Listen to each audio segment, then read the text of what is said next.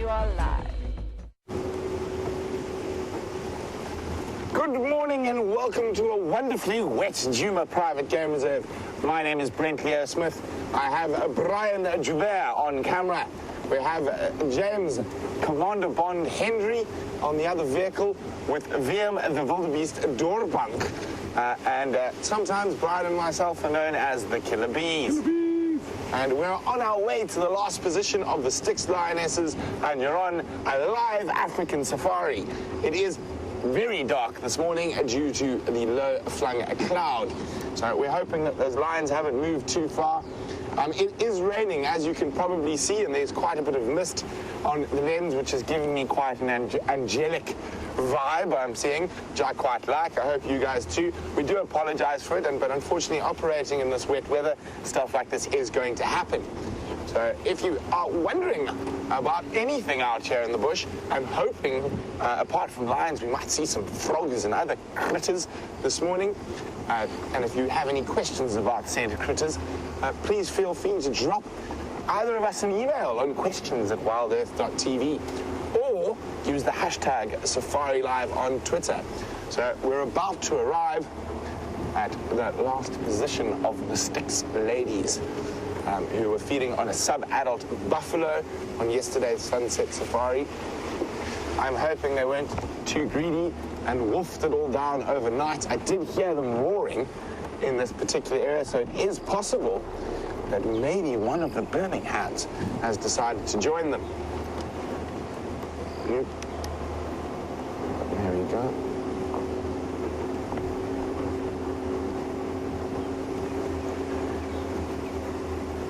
So we saw that the one female looked like she had very engorged mammary glands yesterday, so I think she might be pregnant.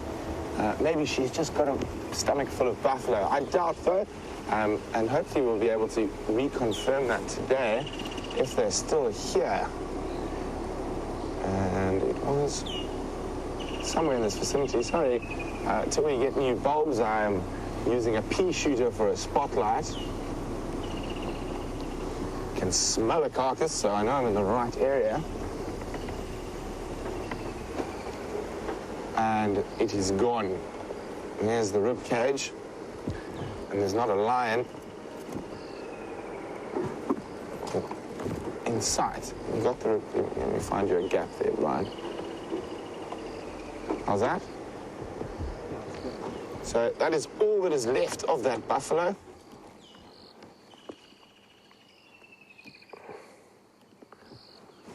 The lions have skedaddled. So what we're going to do is we're going to hope that they've decided to hang around. Of course, with all the rain overnight, it's going to be very difficult to see tracks. But we can see where they've been lying in the road and walking up and down. But of course, around a carcass site, it makes life a little bit difficult to find exactly which direction they went.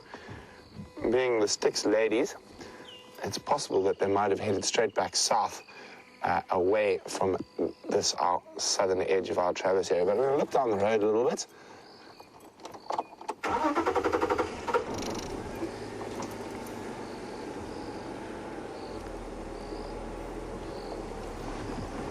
So while we continue in search of the Styx ladies, let's jump on board with James, who's got an amphibian's nest to show you. Good morning, although it still looks like evening out here.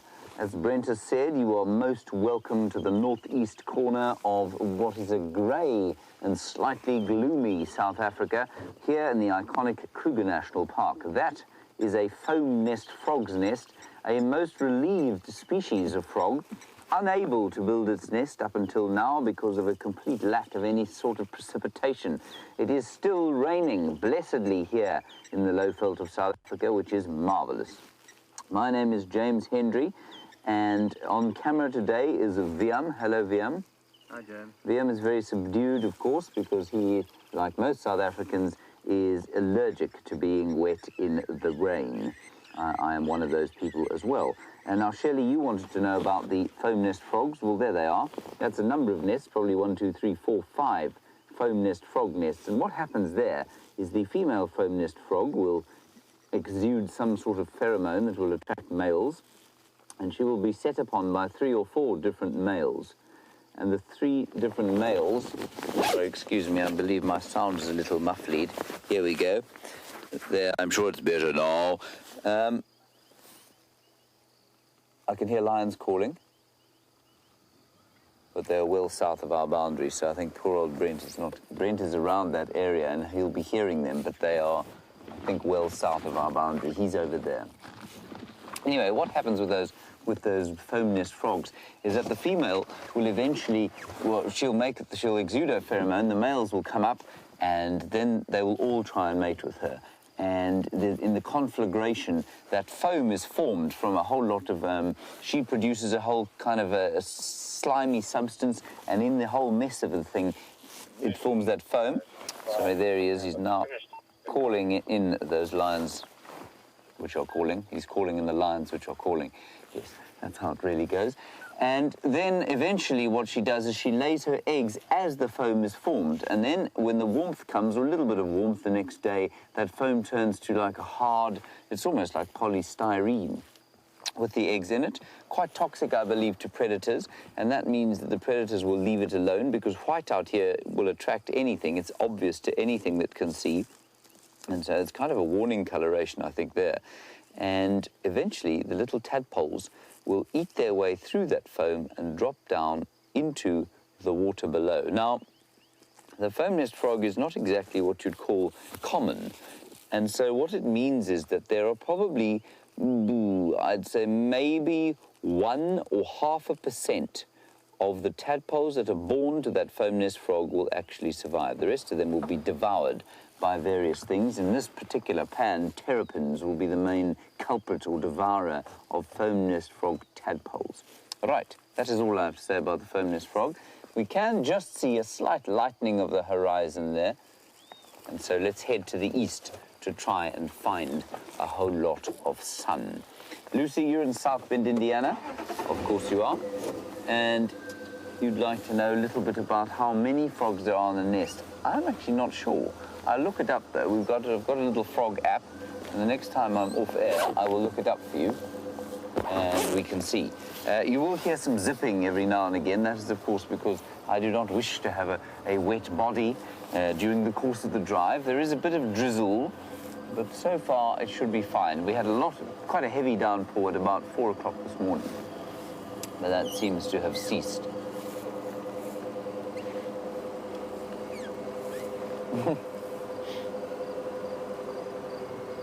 Hello, Century Otter. You want to know why it is that we're allergic to rain. We're not allergic to rain, so I'm not sure if you're being serious or not, but we are slightly averse to being wet because we're so unused to it. We're so used to having clear, sunny skies. And so when we do get wet, we're A, ill-equipped for it, and B, we just don't know what it feels like. So, I mean, if you live in Scandinavia or you live in Britain, part of your wardrobe is a waterproof. That is genuinely waterproof. You will have all sorts of kit for going out in the wet. Otherwise, you'd have to live at home inside the whole time. Wellington boots, a classic example.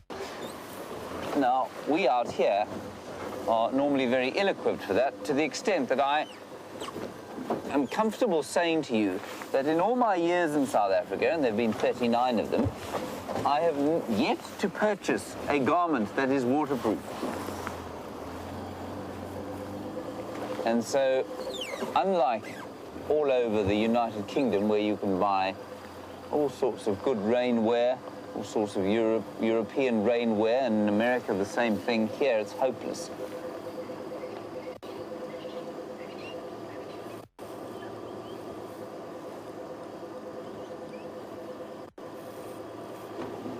Hello, Bryan Jurgensen. You want to know about the size of a foam nest frog. A foam nest frog is that big. It's about 2.5 or 3 inches across, and it's white, or grey white, and that gives rise to its other name, the grey tree frog. So it's not a very large frog. They're quite common, and you can hear them. You can hear them calling sometimes, and it's a very subtle little croak.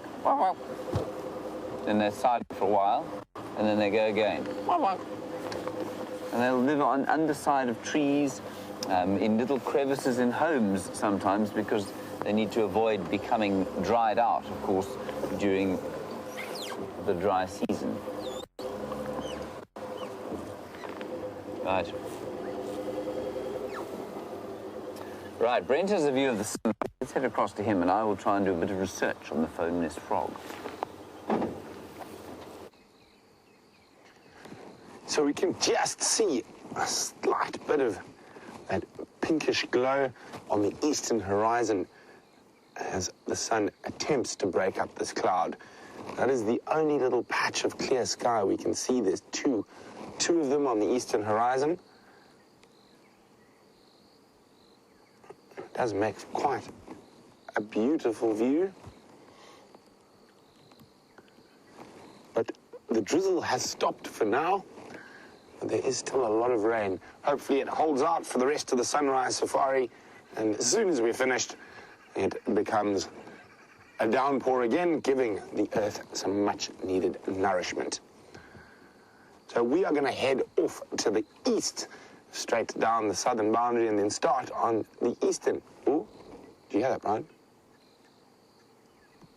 There's a lion calling really far away. Way down to the south.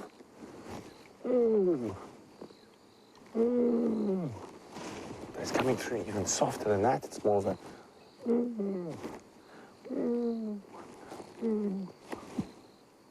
Really far away. Now we just got to hope for a lion that's much closer to respond.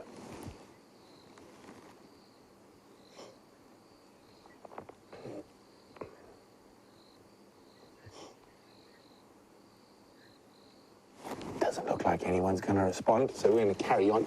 And while we do that, we've got a question from Michael. A wet welcome to you, Michael. Michael would like to know, did the Mapocho ever hold territory in Djuma? They did. They controlled an incredibly vast tract of land when they were at their prime, and Djuma and the northern Sabi Sands fell well within the range of the Mapocho. Particularly two Mapocho spent quite a lot of time up here. One that was known as Mr. T, and the other that was known as Kinky Tail. He had a broken piece of his tail that had obviously kinked. I think it looked like from a bite. Mr. T was referred to by a lot of the trackers further to the south as Satan, or Satan, due to the fact on one occasion one of the older Mapocho was mating with a lioness, and he charged in, chased the other male off, killed the lioness, mated with her corpse, and then ate her completely. So a lot of the trackers down to the south called Mr. T Satan.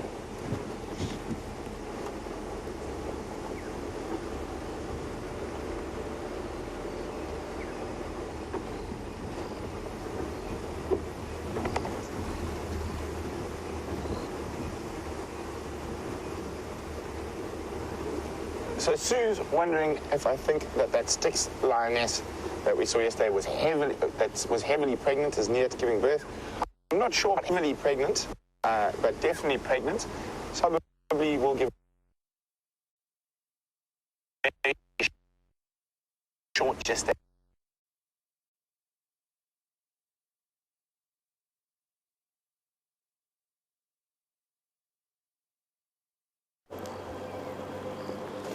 We're back. Sorry about that. Brent, of course, is on Wendy, very recalcitrant, doesn't like the rain any more than Wium does. Wendy and Wium, they don't like the rain. I'm just trying to think what else to say to you immediately because I was caught unawares. Right, let's stop and listen to some birdies. There, Wium, is a magpie shrike, which is calling. Well, it was. There, that's another one calling. Isn't that lovely? Way in the background. Way in the background you can hear a grey-headed bush shrike.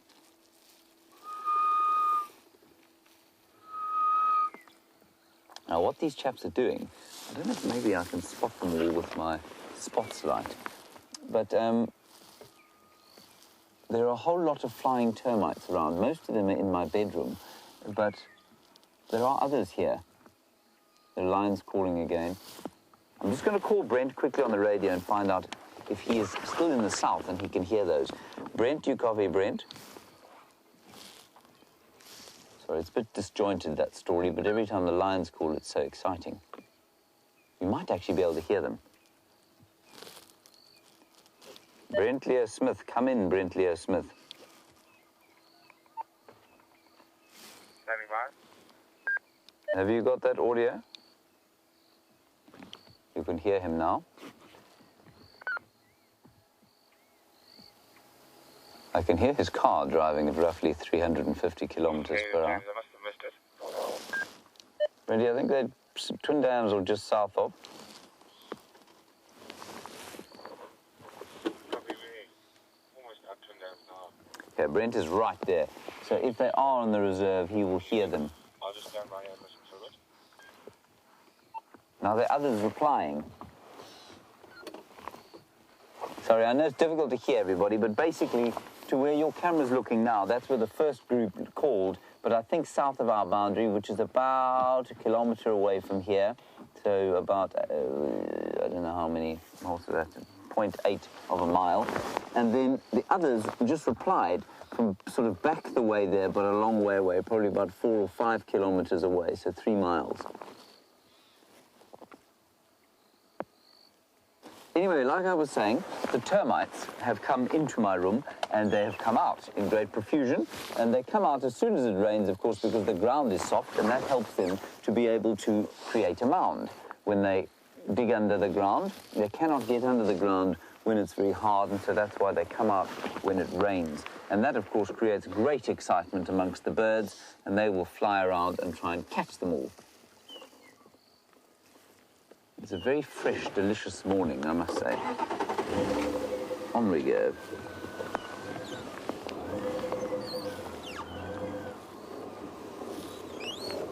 James Bear, you've asked about a species of nightjar. I'm not sure that I understand fully. You say, how often do we hear furry nightjars speaking during the early morning? Sorry nightjars.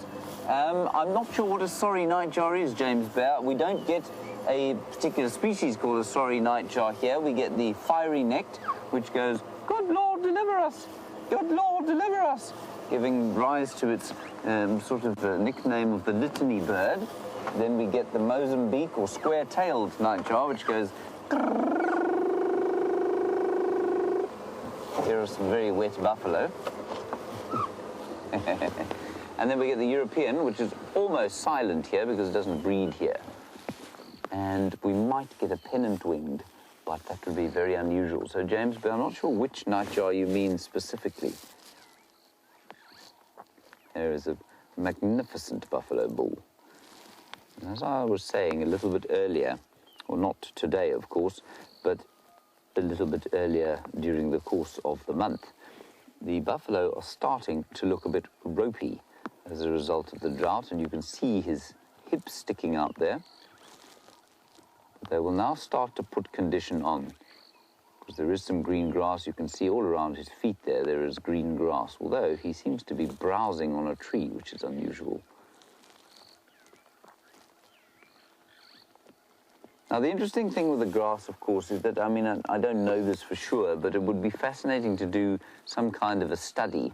Well, I think it would be more fascinating to read the results of the study rather than actually do it, just to check what the nutritional content of this grass is, because I suspect that it's quite a lot lower than it would be earlier in the season, perhaps. I think you'll find that most of the resources, the carbohydrate resources, have been used up in the rootstock of those plants, which means that the leaves will not be particularly nutritious at the moment. So maybe that's why that beef was having himself a bit of a browse.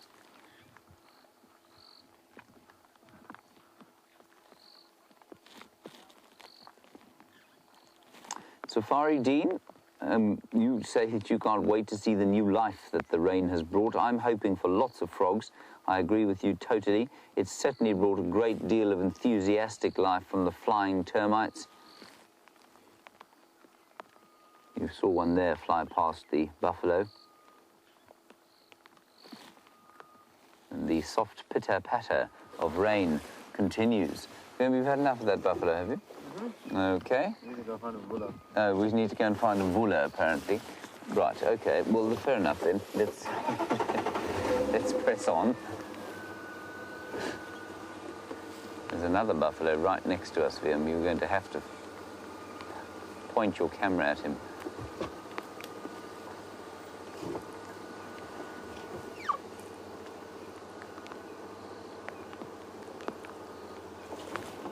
There he is.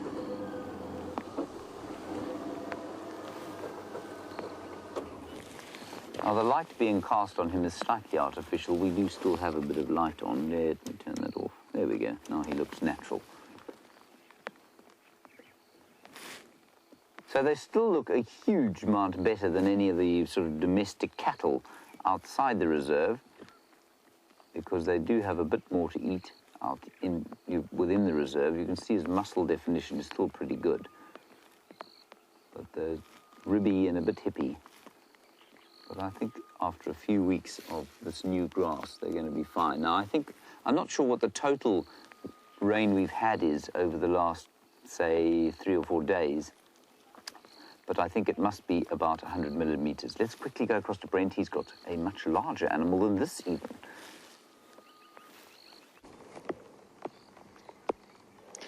So look what we found. Someone who's a little bit late getting back to the water.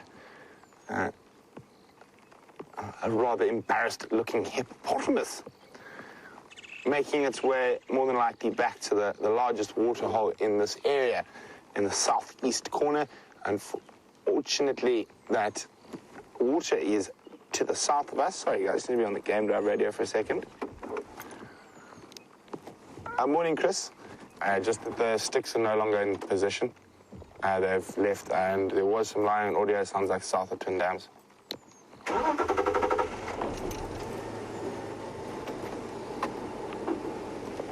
Brent.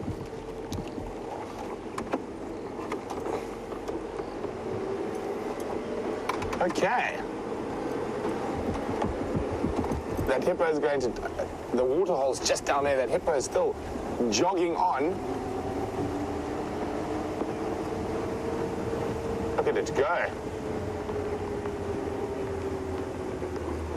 Jogging back towards the waterhole. And you can see how that hippo is not even going near full speed and how quickly they can move. So you can imagine at full speed, they can get up to about 40 kilometers an hour. They would probably beat Usain Bolt in a 100-meter sprint if they needed to, even with that large, ungainly body.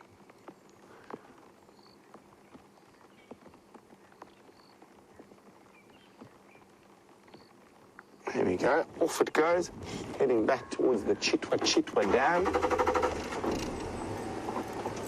So, Sue, sorry, we disappeared into a black hole while I was answering your question on the pregnant Styx lioness. I think she's probably going to give birth in the next month or so. I don't think she's heavily pregnant, as in about to burst, but definitely pregnant.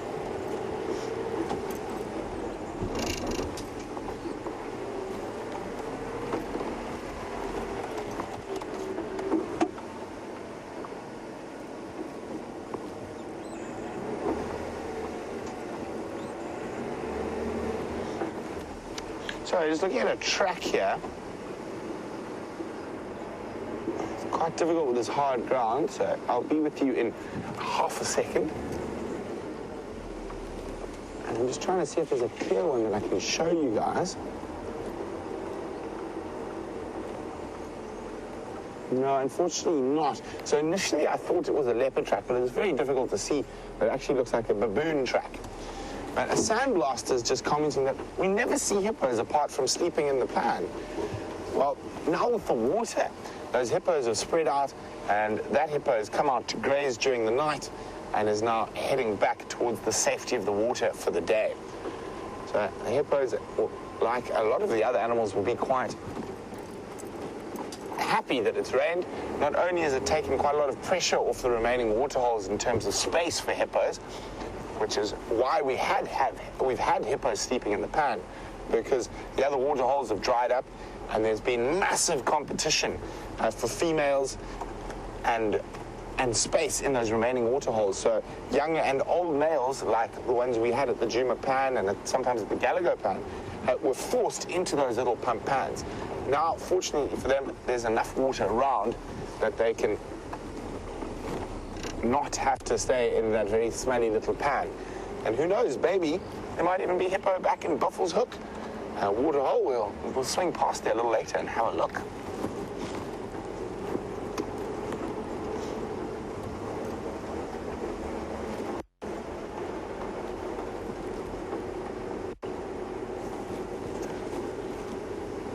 Morning, Gail, in Rhode Island.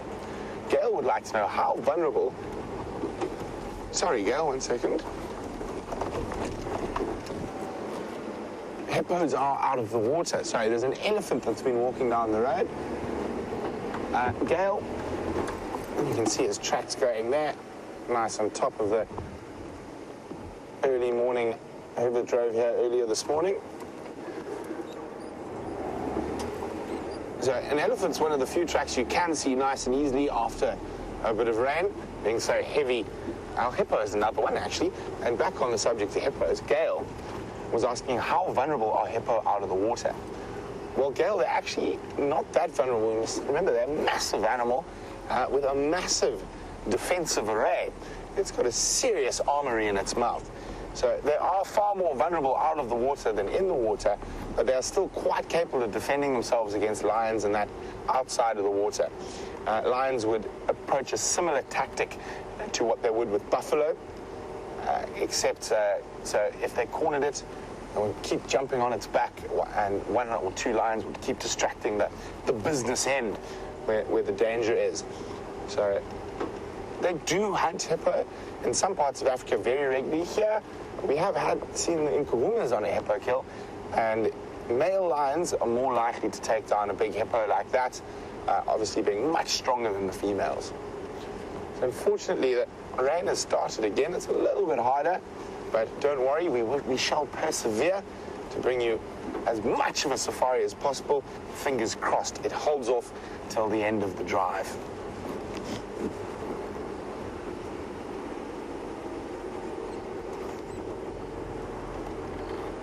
I don't know, I've just got this lucky leopard feeling this morning as I search around.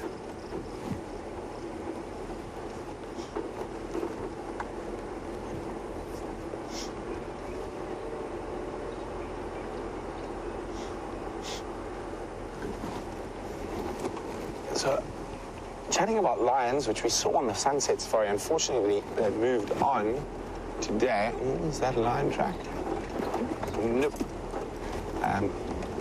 Olenek is wondering, are these the Transvaal species of lion or a different species? Hello, wet and unhappy vultures. Let me go back for you, Bryan. I think it's going to be a better view from the other side of the tree. So when you have Olenek, I'll get back to your question shortly, but let's just have a look at the vultures while they're sitting there. When you have extended cold, cool, rainy weather like we're having, off goes one, the vultures suffer. So they are very big and heavy birds. So flying is quite an effort for them. So they utilize the hot air coming off the ground that create thermals. They actually ride those thermals up high. So they don't need to flap away for hours and hours, and they can just sort of soar on those hot winds. But now, obviously, with this cool, cold weather, none of those thermals are actually operational. So the vultures are unable to get up nice and high and search for carcasses. So they tend to be a little bit skinny.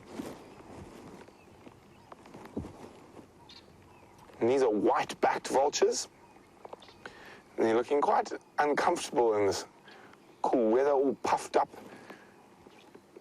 And of course, being a big bird like they are, they prefer to sit on these dry, dead trees because it's easy for them to take off and land. Their wings don't get caught up in branches.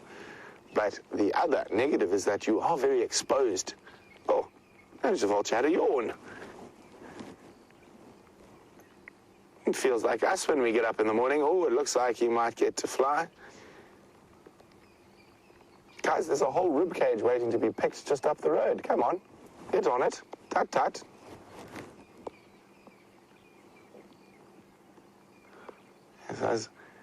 They do look quite miserable in this weather. And sort of looking at his feet going, oh, come on now. What I do for a bit of sunshine?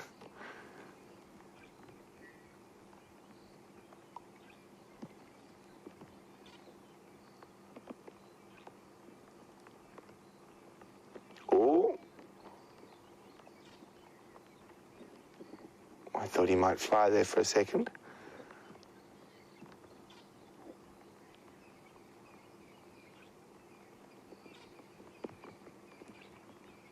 No, looks like he's going to sit it out, tough out the weather.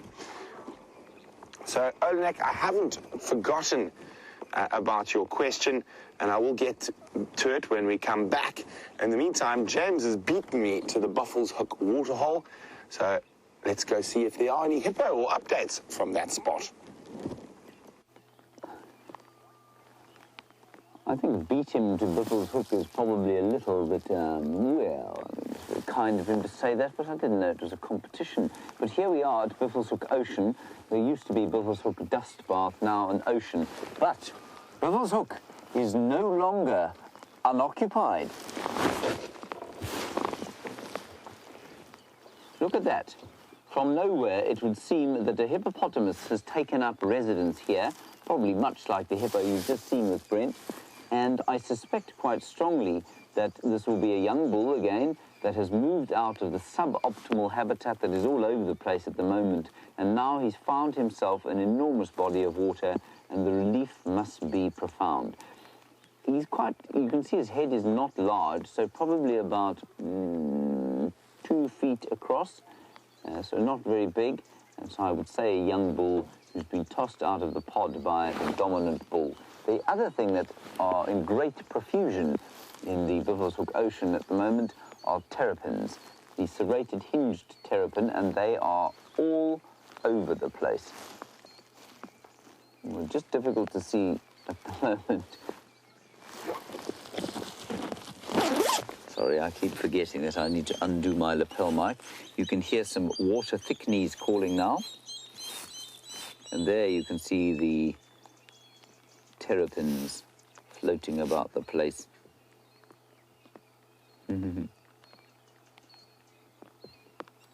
That's quite fun. Now, James Bear, thank you for your update. You asked about the sorry nightjar, and you meant the fiery-necked. We don't hear them so much in the rain, you know, James, but otherwise, when just before dawn breaks, on an early morning, if the skies are clear, then we will hear the fiery-necked nightjar going, "Good Lord, deliver us! Good Lord, deliver us!"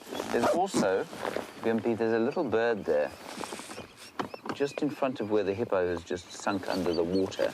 Let me get out my powerful, yet unwaterproof binoculars and have a look what it is. Can you see it there? Yeah. It's a 3-banded plover.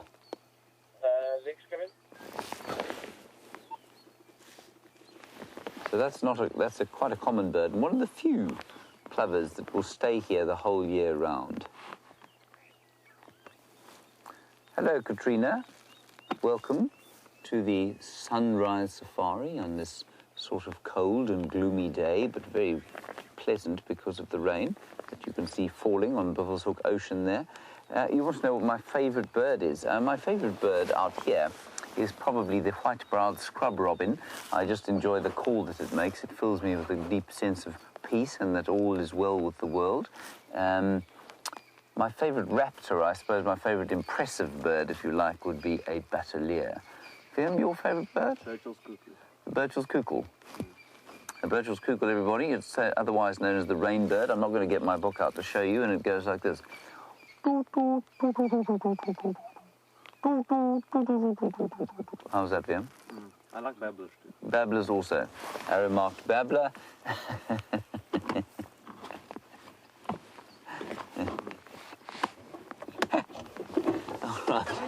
Babblers, of course, are called babblers because they babble. Let us leave this hippopotamus to himself. I'm so pleased there's one back here, and I know that when little Gracie, aged 8, begins to watch this evening, she only watches in the evening, she'll be most pleased to find that Bob, the bachelor of Buffelshoek, seems to have made his way back to the dam. Hello, Janie. You say, so Bob is back. Where is Princess Daisy? Well, now, there are going to be a few of you who don't know what on earth we're talking about there. Bob, of course, was a single hippo bull that lived in this dam for a long time, just as the kind of dry season was coming to its zenith around October and November time. Then he disappeared. But before he disappeared, a companion joined him. And, of course, we developed a tremendously romantic story about Bob, and then Gracie in Ohio named the other hippo Princess Daisy. And the romance of Bob and Daisy was the subject of some discussion over the course of a number of weeks. Then Daisy absconded. Well, I mean, there's absolutely no way to tell whether it was Daisy or Bob who absconded. And then Bob came back. Well, it could have been another hippo, but so the story went. Anyway, so that could be Bob. It looks much smaller to me, but we're not going to tell Gracie that. I think we'll just call that Bob returned. Where's Princess Daisy? Well, probably found a more dominant bull, to be honest. She was quite a catch, was Daisy.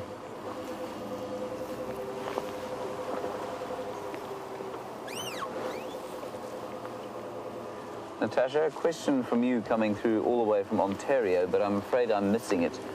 Louis, see, you're going to have to go again with that. I'll try and turn my volume up. Ah. Natasha, you want to know what a hippopotamus eats.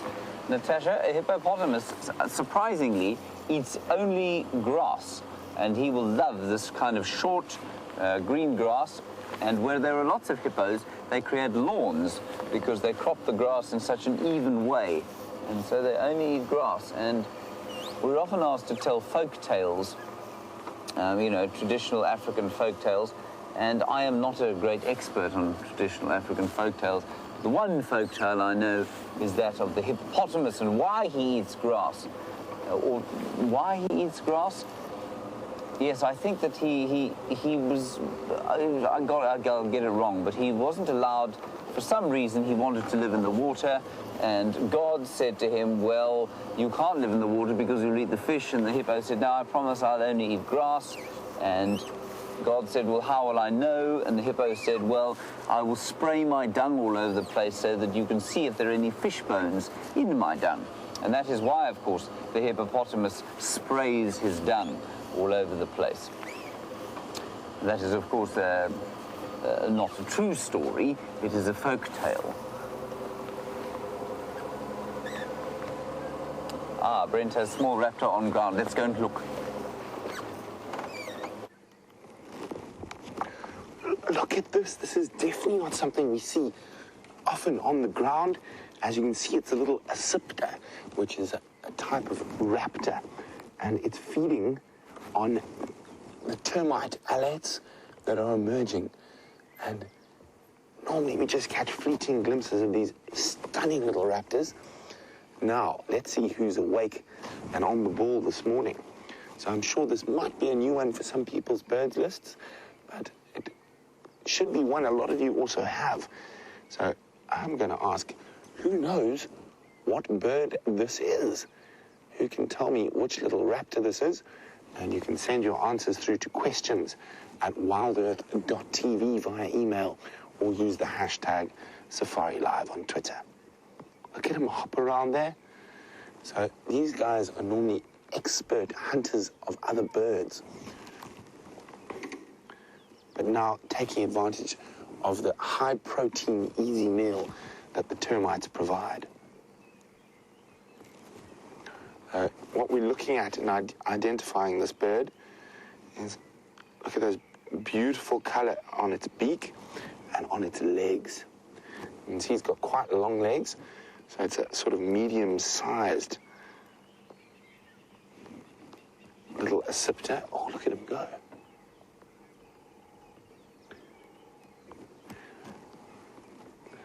So as you can see, they're not really used to running around on the ground. He looks a little bit out of sorts. But to take advantage of this incredible high-protein feast that's in front of him, he'll get out of his natural sort of behavior. And that's one thing we must remember about lots of animals, birds included and whatnot, that certain events will cause them to behave out of their normal behavior.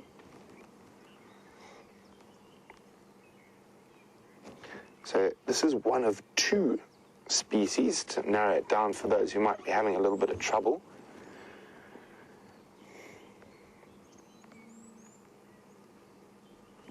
So you also want to look at him go quite carefully at his chest when he pops out from behind that tree.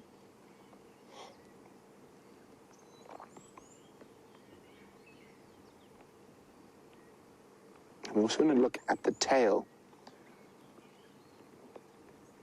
and have a look at the barring. He should come back out from behind there. Oh, he's going to give me a little shake. I don't want to move any closer because I'm pretty sure we'll disturb him and he might fly away.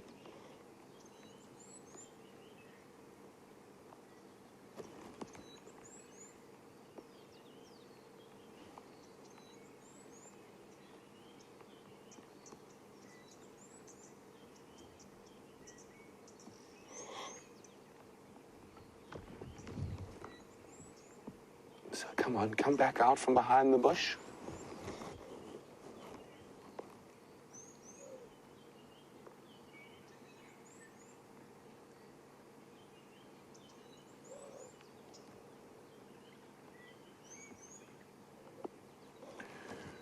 So no one's quite got which bird this is yet. Jen is the closest. She's got the family right. It is a goshawk, but it's not the eastern chanting goshawk. Lisa, sorry, not Jen. Lisa got goshawk. So, Lisa, you're in the right zone, but not the exact right bird.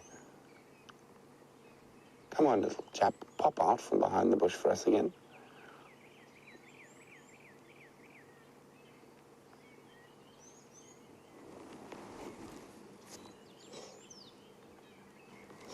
So obviously Brent is very clever, like Brent who's sitting in the car. Oh, there we go. Oh, sorry. Apparently I thought someone called Brent was answering. It's not. It is Marilyn.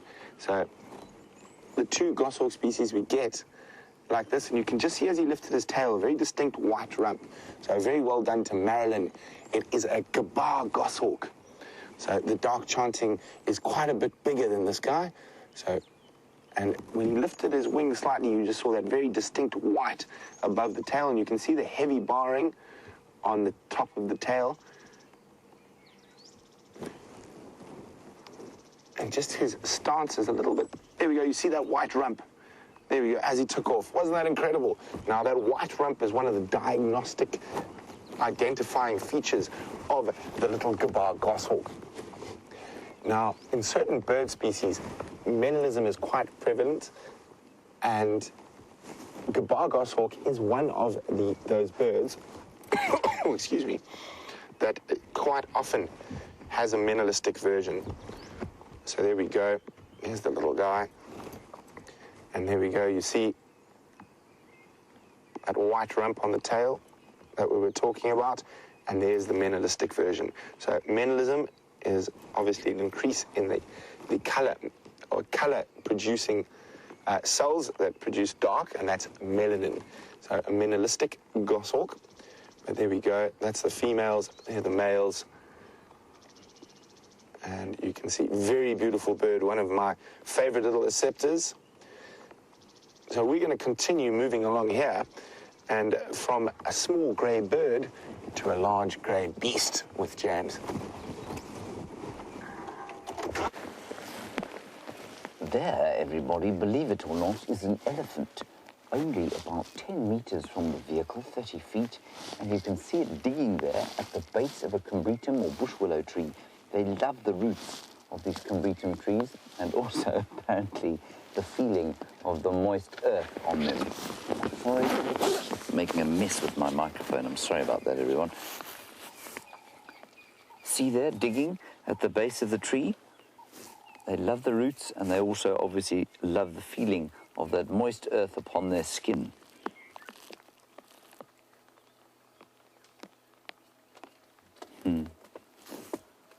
Listen, just listen to it. Oh, and the smell of the earth as she's dug in it is amazing. A very strong smell of wet earth. See, there comes the root. Now, this is very much winter forage. That's normally what elephants would do in the winter time. But now, of course, with a bit of softness in the earth, it's much easier to get at the roots. So she hasn't pushed the tree over, which often they would. There's a little baby who wants to get in on the act. And it's having a look at us. That's why it's opened its ears out. Tempting to see if it too can pull a root out of the ground. And there will be a lesson here. The mother will be teaching this youngster how to get these roots out. It'll be a subtle lesson. It won't be kind of an obvious one. But that's what's going on. You can see this is the second time now. We've been with these elephants for a little while, and it's the second time that we've watched the little one do precisely what the mother was doing. Isn't that interesting? And I think elephants, probably more so than just about any other mammal out here, do a lot of teaching, pass on a huge amount of knowledge to later generations.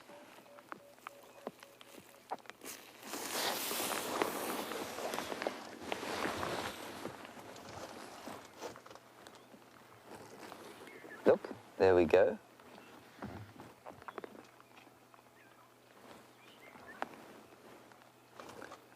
Hello, James Dungan. You want to know if I know about the elephants that were taken out of Swaziland and moved to the United States because of the drought. James, I had heard nothing about that, and if it has happened, I suspect quite strongly it has to do with some nefarious political wranglings. Swaziland, of course, not a hotbed of clean government. I cannot imagine that there could possibly be a good reason to take elephants out of Africa and move them to the US because of a drought. This little one now is just trying to test himself against us.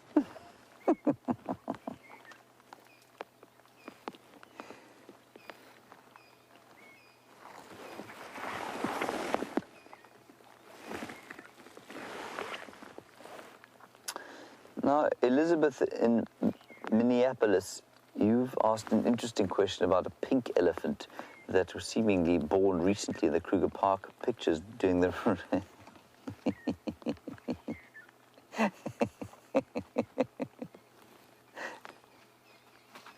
You are too strong and vicious. Yes.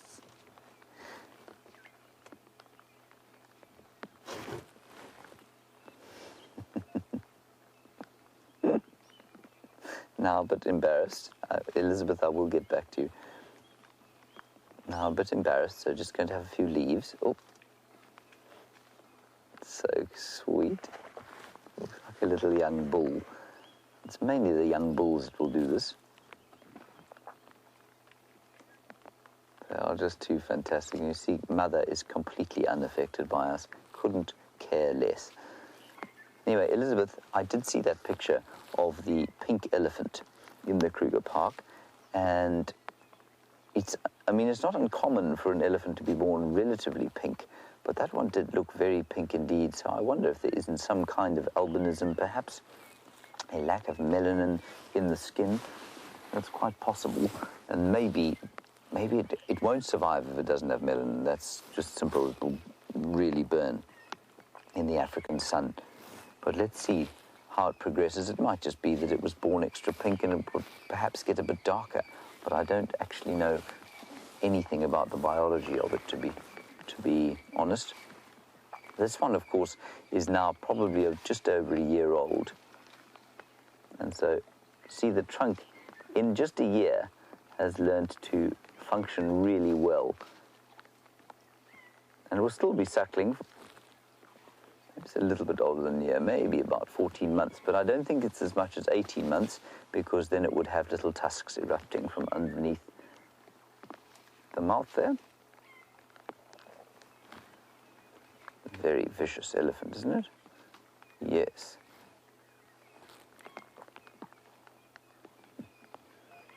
So watching quite carefully. And the tree that he's eating is, of course, I mean, you can note the mother is not eating the leaves of the tree. She's eating the bark and she's eating the roots.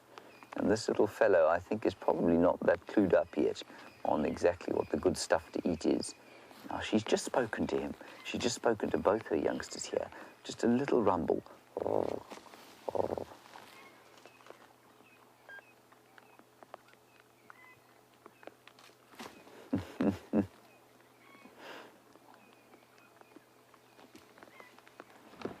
Oh, look at the way she's digging. Isn't that amazing? Let's see if she catches another root. Paul, you're asking about how much grass will come out of this rain. Paul, I mean, this is a difficult question to answer. Quite a lot, but I don't think anything like what would have come had the growing season not been almost over.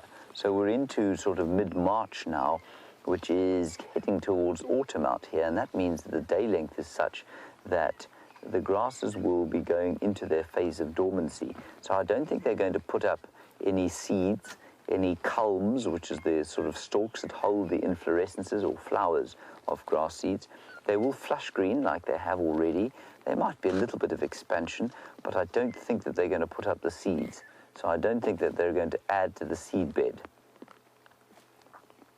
There's another wonderful root that she's just pulled out. You can just see it stringing out of her mouth like a piece of spaghetti.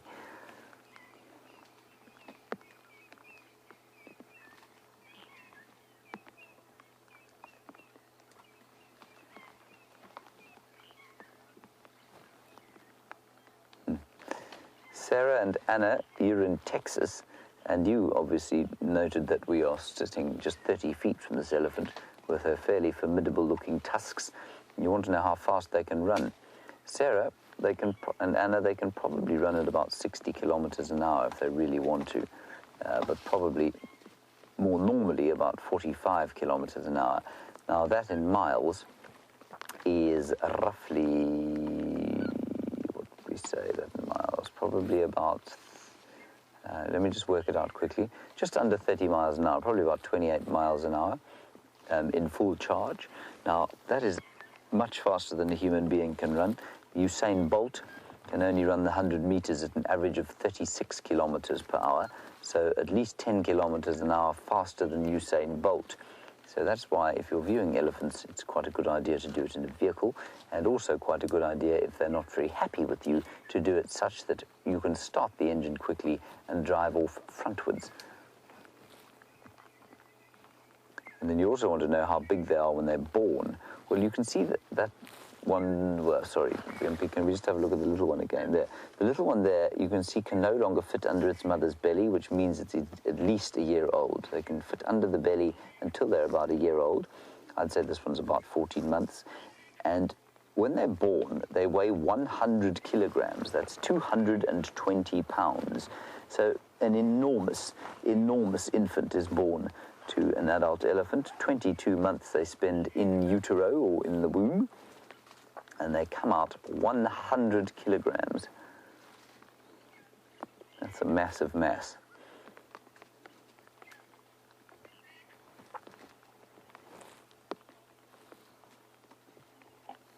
Hello, Mohammed. Very good question here. Does the little calf have teeth? Yes, certainly. She's got the first set of molars will be in there, underneath all of that skin and in that sort of triangle-shaped mouth, but there will definitely be teeth in there. Look at that. That's a wonderful shot of the tongue moving the leaves onto the teeth, onto the molars, which will crush. Now, this other little one who's just pulled up here is probably about 3 years old and will be completely weaned, and you can see those are teeth there, Mohammed. The tusks are teeth. The two incisor teeth, the two front teeth.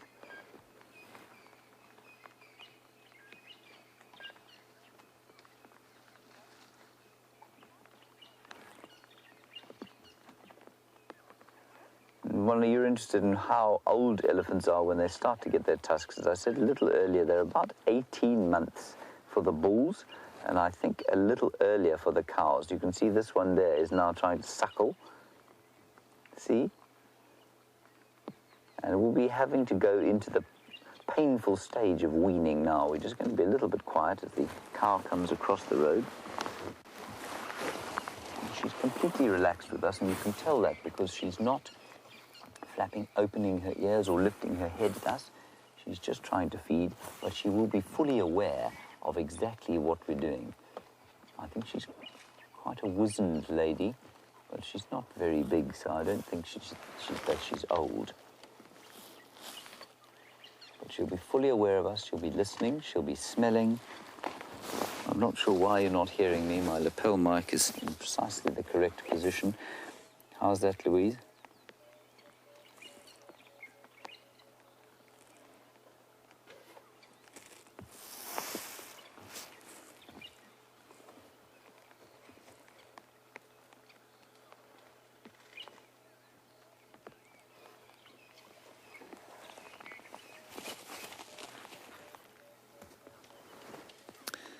Terry and Santa Ana, you're obviously watching how the trunks of these elephants are very dexterous. They're moving around, making all sorts of complicated movements. That one's just picking up a stone, having a little chew of the stone there. It's interesting. And Terry, you want to know how many muscles they have. Look at this. Look at this little thing. Oh, yes, you're very vicious. Just sucking on his stone.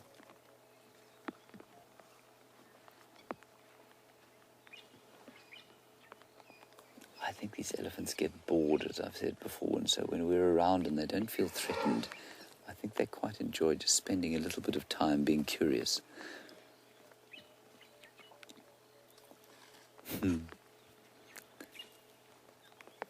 So, Terry, you'll read that they have sort of 100,000 muscles in the trunk. I'm not convinced that that's accurate. I think it's probably more like 100,000 individual muscle and nerve fibers. I think to say that there are 100,000 muscles in there is probably become something of a legend around the place. Anyway, it is a complicated arrangement of circular and straight muscles and nerves in there that make it so incredibly dexterous. It's like a concertina. It can be extended and it can be contracted. It can be twisted left and right. It's incredibly strong. You can see that it's got those little fingers at the bottom to pick things up. You saw that little one picking up a stone, this one scratching its ear. And I think it's very sensitive smell-wise to what it's trying to pick up and eat. There's the little one suckling now.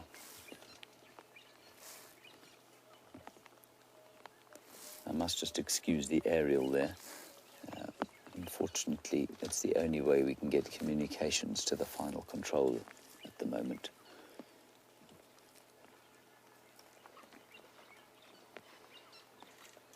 Scratching on Mum's leg.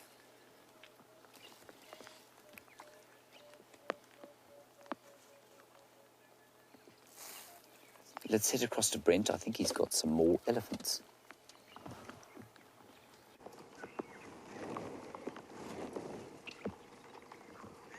Oh, listen to that, Bryan. Lions again. So we're actually rushing down to this western part of the reserve. We heard some lions roaring and we came across the best kind of traffic you can have in the morning. And it's a lovely little breeding herd of eddies. And they have stopped us in our tracks. So I'm probably going to have to reroute myself as not to disturb them. But look at the little guy having lots of fun. Now, that is not someone you can suckle from, little guy. That is not your mother. That is a very young female, so that little calf just playing more than anything else than actually suckling. Well, if it is Mom, I can't see any nice. No, look at that. Mammary glands. It would be very young for her to be having a baby, but I can't see any. I think that was more just playing than anything else. And I think the big female there, I think that's Mom. Oh, look at that, so sweet. Still wobbly. Still, you can see that fine sort of fur that's on them. And he's probably no older than a month. Look at that, eating some sand. So, hey, we weren't looking at you, mister.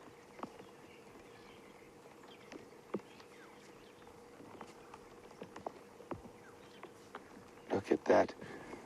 So you can see that that's definitely not mom.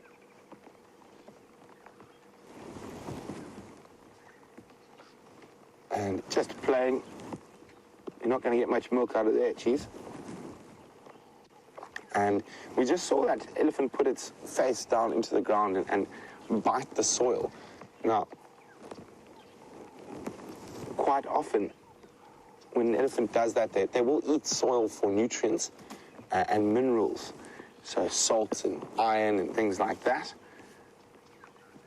Now, they get a lot of those nutrients from the plants that they eat. So in an area like this, where we're quite nutrient rich, you don't see it too often. And with a baby, especially a wobbly little one like that, they could have just been playing. Now, in areas up north in Africa where there's not that much root nutrients, they will eat lumps of clay and salt and stuff like that. But let's just watch this little guy having so much fun in this cool weather. Mom, Mom, here I am. And it's a little female.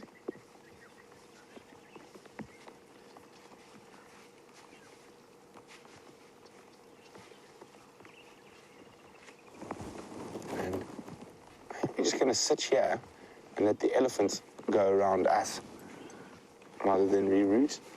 And it gives us a chance to listen for those lions again. Look, it's coming right up. Look at that. Hello, little thing. Now you can actually see that fuzz on it quite nicely.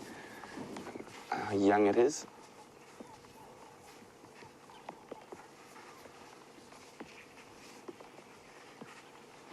Still trying to suckle on cousin.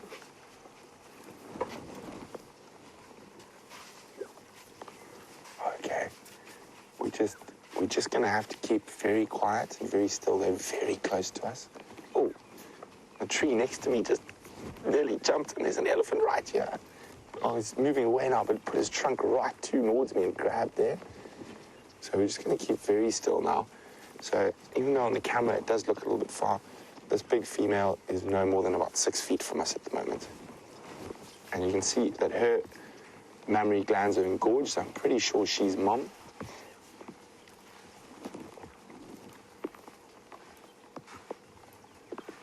Oh, this is a wonderful herd.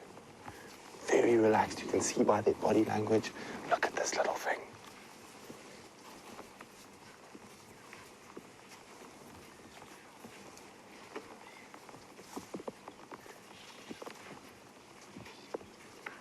Look, it's biting the soil again. Just gotta keep very still. We're literally surrounded in 360 degrees by elephants at the moment. And they're very relaxed. Someone's coming up for a little closer inspection.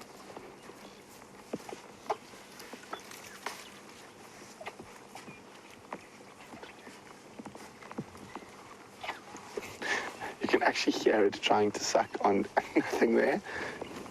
It's even missing the nipple.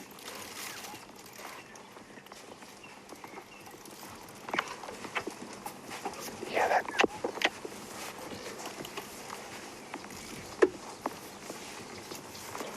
Okay, as I said, we've got to keep very, very still.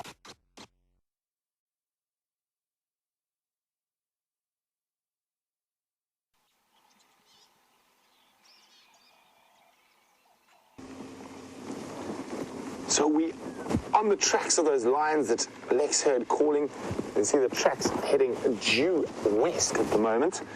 And it looks like it's the Styx girls as well as a single male. So we're going to see what we can find. It started raining a bit harder, but we're going to stick it out. And hopefully we'll get some lion luck.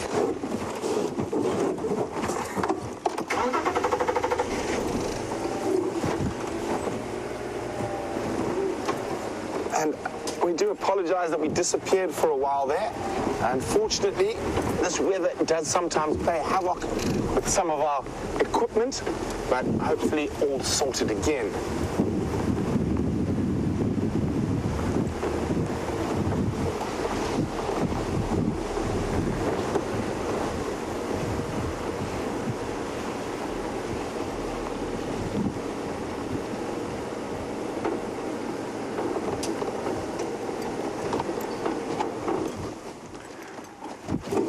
Well, we've got a very special request from 5-year-old Kyla. Hi, Kyla. Kyla says, I'm her favorite presenter. Kyla, I am so happy and very excited that I'm your favorite presenter, and Kyla is asking me to find her some lions. So, Kyla, we will definitely try our best, and let's see what we can do. The tracks are heading straight into Arethusa now, so I'm just going to get hold of the guys in Arethusa and see if maybe they've already found them. Said, we've been following Gonzo of Zingala. They've crossed into Arethusa around the signboards. Is there any tracks further west?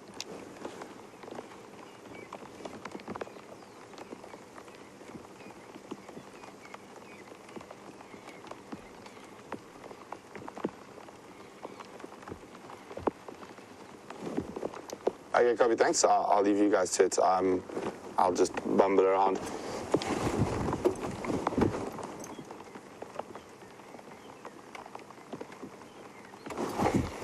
Hey, Firmia, I think it's the same ones that you guys are following up on, but I'll go do a check of Triple M to the north. Okay, so there are 3 guys already following those tracks, and as a general rule, when we're following, you only have 3 vehicles working an area, and the reason for this is to split us up as much as possible, so you don't all get congregated around the same area.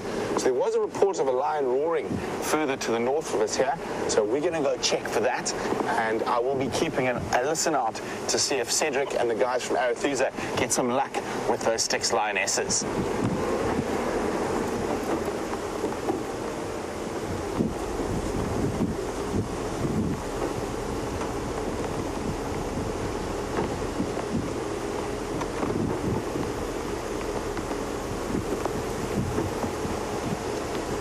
I'm just listening to the radio.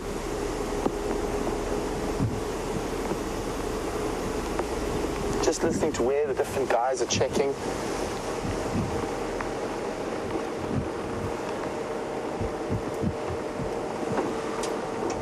Okay, so no, just more tracks heading towards the Arethusa Lodge.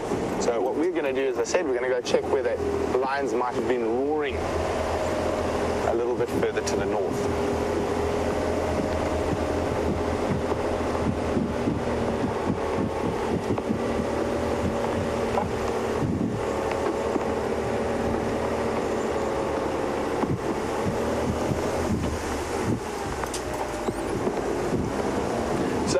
Deborah, armchair traveller, great morning to you, Deborah, or evening, depending where you are. And Deborah said, what happened with those Ellies? Well, Bryan and I just had to sit there. We had to sit there for probably how long, Bryan? Another 10 minutes? And they literally just stopped and started feeding around us. Don't worry, no one, they didn't try to touch the vehicle. I don't let elephants do that. As soon as they misbehave, I just tap the side of the car. But fortunately, none of that happened. They just spread around us, carried on feeding, and after 10 minutes, it just moved on past. Oh, some wet-looking Impalas. Hello, boys. You're not looking like you're enjoying this weather too much. All the hackles raised.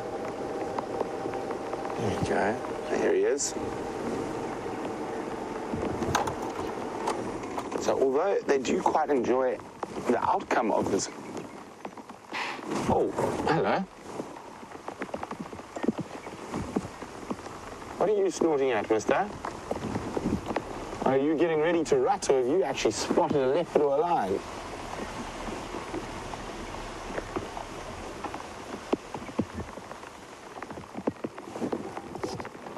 Oh, silly, silly, silly boy. There's more Impala. And that's what he was snorting at. Looking directly at the other male Impala.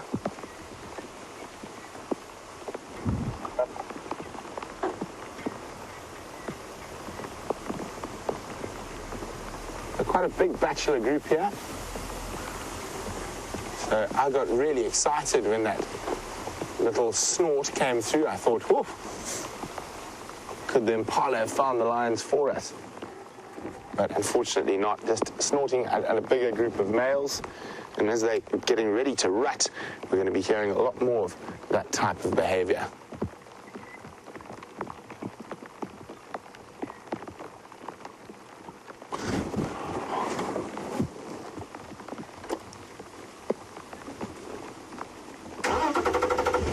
Okay, so we're going to continue just checking this area very carefully.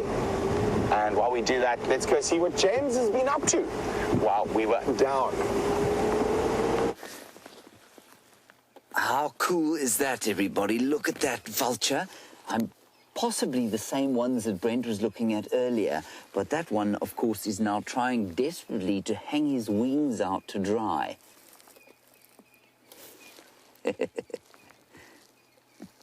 We found another one sitting miserably in a tree while you were away, and sorry about that. I'm sure Brent has apologized on behalf of all of us.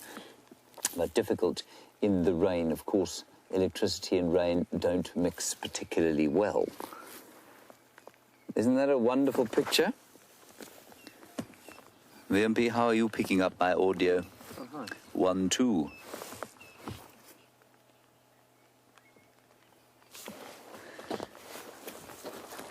Hello, can you hear me now? Yeah. Can you hear me now? Test, test, Louise. Sorry, everybody. Testing, testing, Louise. 75. Maybe let's check. Right, we're not sure what's going on with the audio levels. Sorry about that, everybody. We will try and sort them out as the course of the morning wears on. Anyway, fascinating stuff for those vultures. They've got completely inundated with water. Their feathers, quite contrary to belief, popular belief. I know you've all heard that birds will preen and they use oil. They put oil all over their feathers. It's not going to waterproof them at all. What it does is just help to maintain the condition of the feathers, but it doesn't tend to waterproof them as much as we think it does. So they will get completely inundated, and of course for a vulture to fly when it's wet like this is really difficult. And James Richard, a very nice question about whether or not an adult an adult vulture has got any natural predators. James, probably not. I think you might find that the odd really enormous martial eagle or crowned eagle might think about taking a vulture every so often. It was particularly desperate, but no, I wouldn't say that they have any natural predators other than each other if they die. So, I mean, if a vulture dies, I've no doubt his friends will quite happily devour him. So if times get really tough, would they prey on each other? Maybe. I'm not sure. But no, I would say largely not many natural predators. Obviously, I mean, if a leopard could get at one or a lion could get at one when they were on the ground, they would definitely eat them. But not avian predators. Whoops.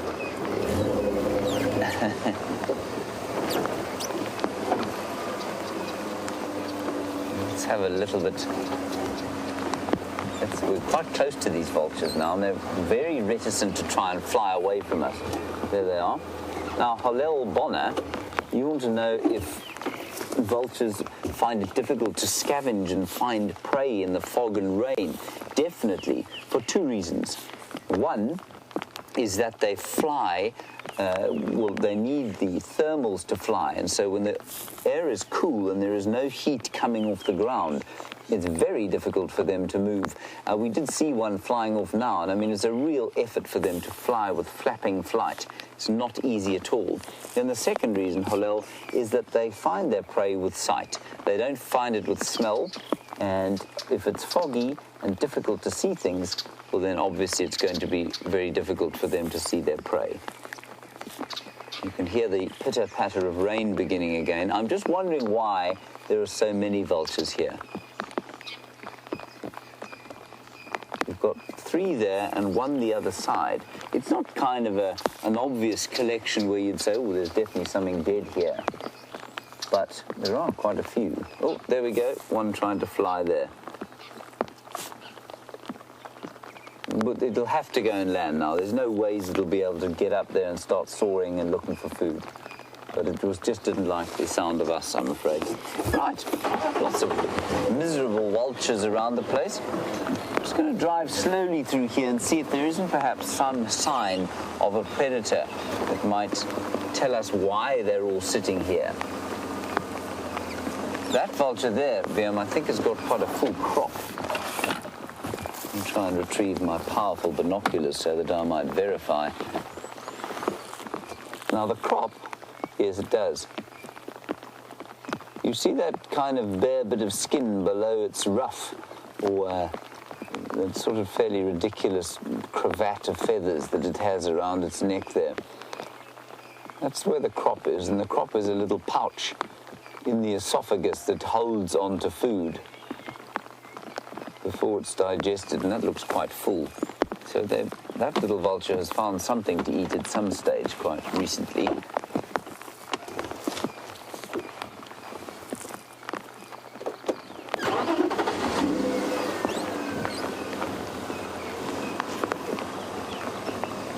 Ah, yes, Aqua, you are obviously a student of...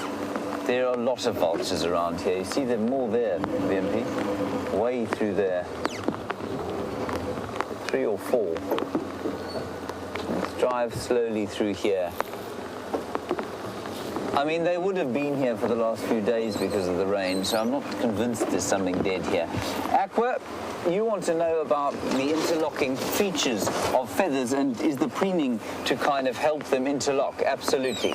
That's precisely what they do. I'm just trying to think if I should draw you a picture or just try and explain it. There are 3 aspects to the barbs of a feather. There's the actual, well, there's the sort of, what do you call it, the shaft on which the barbs grow. Then you've got the barbs, which are the largest pieces of the feather that grow out of it like that. And then on each of those, you've got something called a barbule, and that kind of will interlock with something called a barbicelle coming out of the other, of the dorsal side or front side of a feather. So it's like Velcro. Basically, the way to imagine it is like pieces of Velcro that stick together, and by preening, they just realign the Velcro, they realign the barbs, and the barbules and barbicelles then stick those barbs together so that they can fly. You know, they're pretty airtight, they're pretty watertight. Some very angry francolins around here. You can hear them going. And just lovely when that light breaks through the cloud, isn't it wonderful? Just see a subtle change to the landscape. I don't see anything of particular note for what the vultures might be having a go at. But what we will do, I think, is come back up the road there, which is called Mumba Road, to the north of us. That's to the right-hand side of your screen. And see if we can't find something along that road. It's so lovely. You can now see a couple of shadows coming. There's just a little bit of sun breaking through behind us. I think it's going to be covered up again fairly soon. I'm not sure what the weather report says about whether or not this cloud is going to continue, but I think it is until Monday or so. Right, let's move on a little bit faster.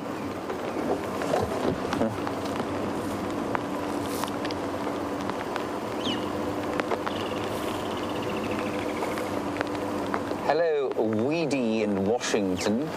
Weedy. Wonderful name. You want to know what we do when it's raining, cam ops and the final control, and there's a battalier flying away. Well done, Wium. also will struggle. Look how difficult it is to get up. There's some adults in there too. Yes, we won't get any closer than that, but there's an adult Batellier there, and the little brown one that flew in there was a juvenile.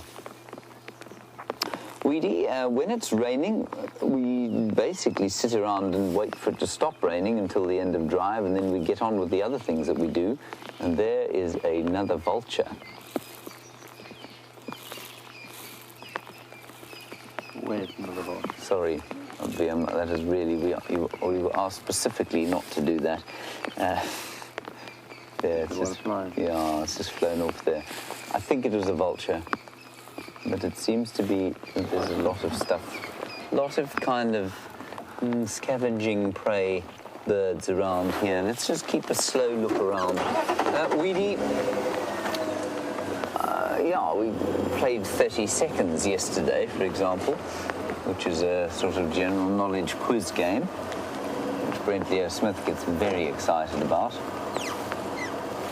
He becomes audible from at least 5 kilometers away, as does Jerry, that's correct. Jerry the cheesecake became extremely excited at the general knowledge game we played yesterday. I didn't play. VM didn't play. What were you doing, VM? I don't like board games. I was on my computer. VM doesn't like board games. He was probably building some kind of space station on his computer.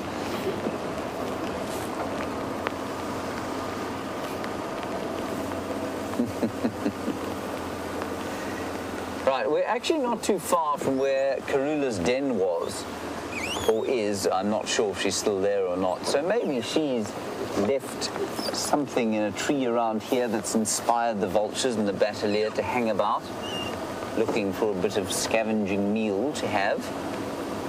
I'm not sure. I'm going to drive very slowly. There's still drizzle coming out of the sky. You may just be able to hear the soft patter of rain, or you probably can't over the sound of the engine, but it is falling. There's nothing too dire at this stage.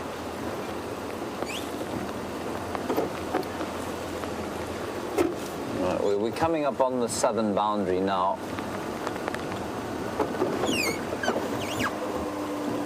VMP.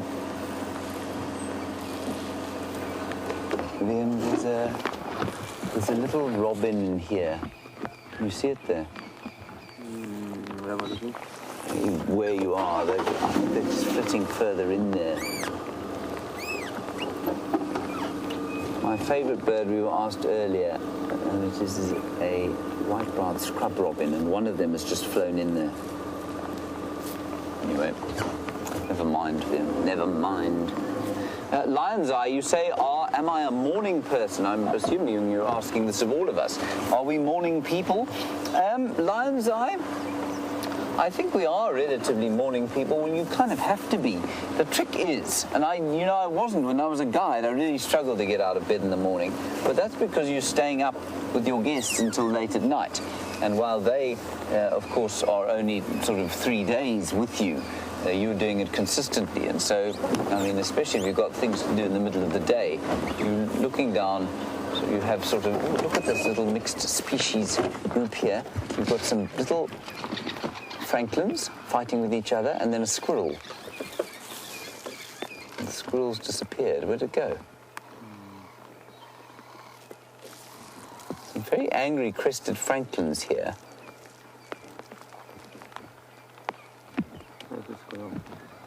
We got him. Yeah, well done. There's the squirrel, everyone. And I think he gave the francolins a bit of a fright, so they started to fight with each other. He wouldn't harm them. There he is, scratching himself. He's a rodent, so he's not an eater of squirrels, at least an eater of francolins.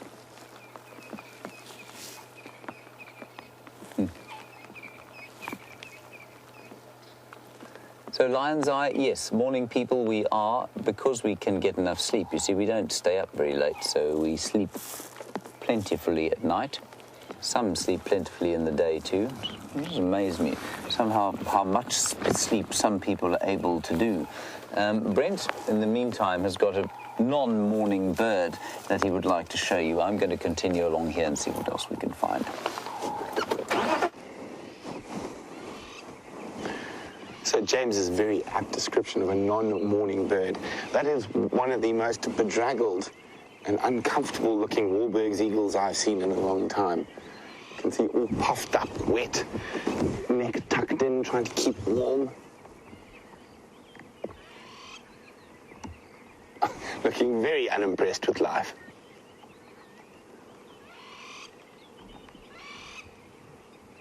Probably gorged itself on termites earlier. Now full crop and just waiting for the sun to break through the clouds, as it looks like it might do a little later this morning, to warm up all the cold bodies, including Bryan and mine.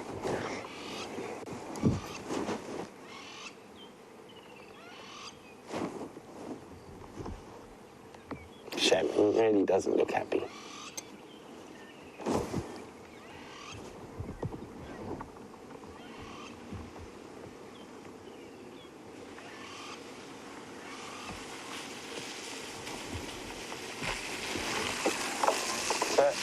We're going to leave this bedraggled Wahlbergs and continue on. And Siberia is wondering what kind of fancy kestrels can be seen in this area. Well, the only real kestrel we see regularly is the western red-footed kestrel. The Amma falcon used to be called a kestrel, but it is now a falcon. That changed a few years back. It used to be called the eastern red-footed kestrel, but now referred to as an Amma falcon.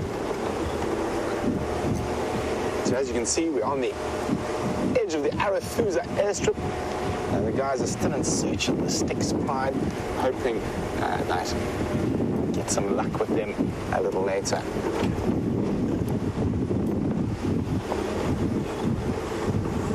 So you guys just listening to the radio.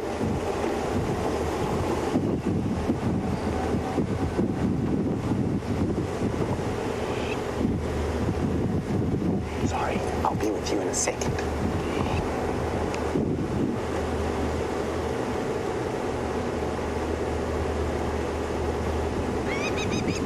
Okay, just listening how the tracking's going. It's going well, still on the tracks. So hopefully we'll have some lions to look at before the end of this wet sunrise safari.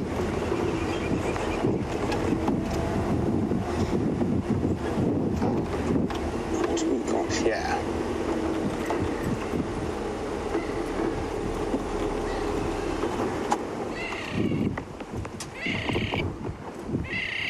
Oh, look at this. All the crowned lapwings, loving this weather.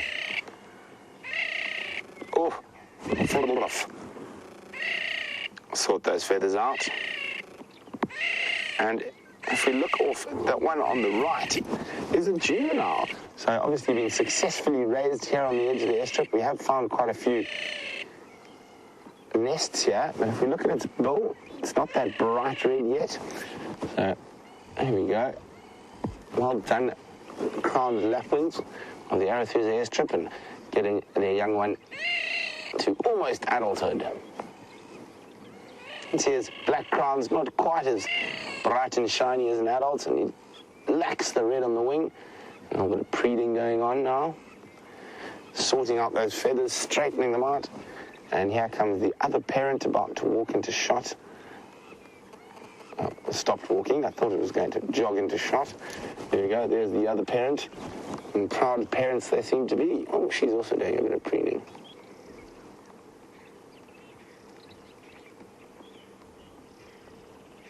So, I'll leave the lapwings to clean up. And Anna, a very warm welcome to a wet safari, Anna, would like to know if I've ever seen maneless male lions or the Savo lions freaks. I have seen a few maneless male lions in Zambia and in Tanzania. Not fierce, it does happen. It is uncommon though, and it's by no means a normal thing, but in certain areas there seems to be more of a prevalence for it. Quite often, from what I can see of the old photographs of those Savo males, they were quite young. So I don't think their manes had just developed fully. And they had a little bit of mane underneath, but obviously those are very old taxidermy, so it's very difficult to actually judge correctly. If you look at the photos, it's a little bit easier, but I'd say they probably were under 5 years old. That's why they lack of a large mane. And if any of you live in and around Chicago, you can actually go visit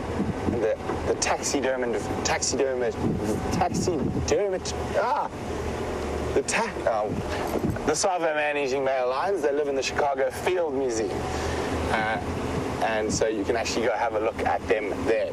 So for those of you not sure on the story of the Savo man-eaters, while the British government were building the railway from the coast to Lake Victoria at a particular area where they had to build a bridge across a river, they got heavily preyed upon by a couple of lions, and the railway workers took quite a beating. Lions actually even went into the field hospital and took some of the wounded and the sick, and developed a great taste for human flesh. Now, there's a couple of reasons, especially since those lions looked young and healthy. You probably find the main reason they turned to feeding on people is that while that railway line was being built, all the normal prey species in the area would have been shot out to feed the railway workers. So you probably find that's the main reason why they turned to man-eating. But they were eventually dispatched by, I think it was Lieutenant Colonel Henry James Patterson of the Royal Engineers, and he was one of the engineers building that railway line. Look at that. Oh, don't despair, it's despairing.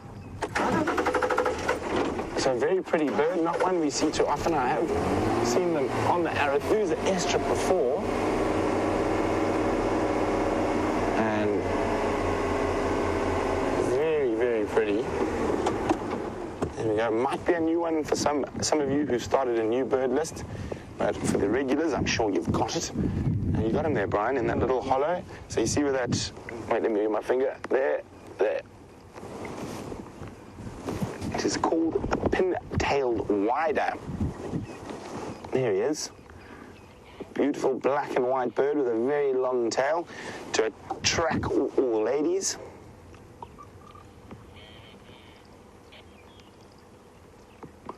Yeah, feeding little seeds and that. One of those little ones were dull ones that flew past was a female, so very nice. But from a small bird to a baby reptile, James has got something fascinating to show you.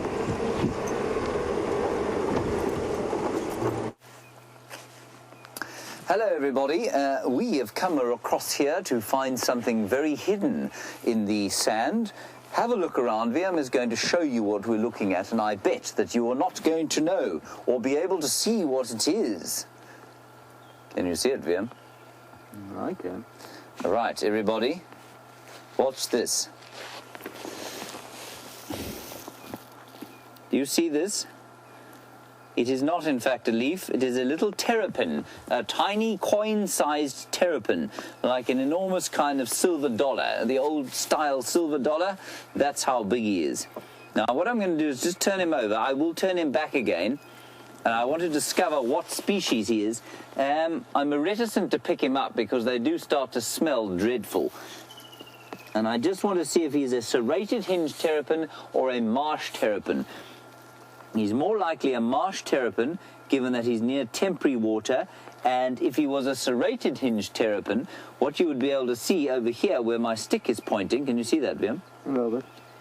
is a hinge, and I don't think that there are any hinges there, although there may just be so small that I can't tell. Anyway, that's a little coin-sized terrapin, completely alive. It's just a little bit nervous, of course, because I was poking at it with a stick. Now, unlike a tortoise, what a terrapin does is that it withdraws its head into its shell sideways, and so it's not quite as safe as a tortoise gets, but still what we call a chelonid, or sort of shell-dwelling reptile. And that will go and try and find a little puddle to sit in and live in. Isn't that interesting? Little coin-sized reptile. Now, here's my plug, so that I might speak with Louise. There we go. I've got to find something else to plug it into. There we go. There we go. Right, the rain seems to have abated. You can see that the light is much brighter at the moment on this end. I'm not sure what it's like on Arethusa. So I thought we'd take a short boat ride up the Mlulwati drainage line. My ear is back in.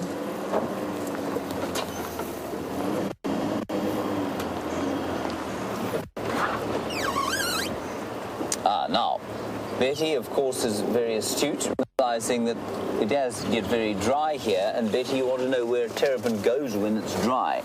A terrapin, a bit like a frog, although they are not related, of course, will go into a state of what we call estivation. Now, estivation is much like hibernation, but it has to do with dry rather than cold. So a terrapin will shut down its metabolism, go and find some mud, crawl under the mud, or find some deep sand like this and go under the sand, and there it will kind of shut down the metabolism until it gets wet again, and then it'll kind of come out again. So much like a mammal does, or perhaps a snake, for example, would hibernate, especially in really cold winters. Reptiles will hibernate, so they'll really shut down their metabolisms completely because it's too cold to find food. So will the terrapins and the frogs do the same thing here, but it's called estivation because it's not because of cold, it's because of dry. Estivation. A-E-S-T-I-V-A-T-I-O-N. Estivation. Hello, Wendy. An interesting one about poisonous frogs. Do we get any poison? Rain has abated. I'll show you a picture of one. We do get one semi-toxic frog. It's certainly nothing like any of those South American species, which I know of, like the poison arrow frog, for example, which is not particularly nice. You can get something called the banded rubber frog, and I'll even play you the song that it sings, if you like.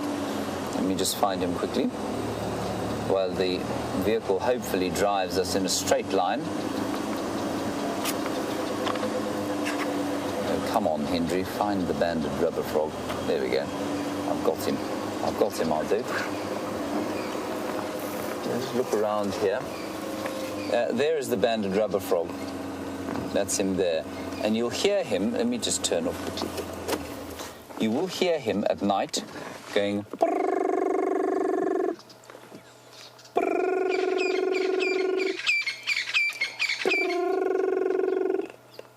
from a concealed position in a pan. And they are toxic, that's why they're red and at least yellow, orange and black colors. And we don't get the other two, the spotted and the marbled. We don't get those here. We just get the banded. And even though they are toxic, they are not particularly poisonous. I mean, they're nothing like that poison arrow frog.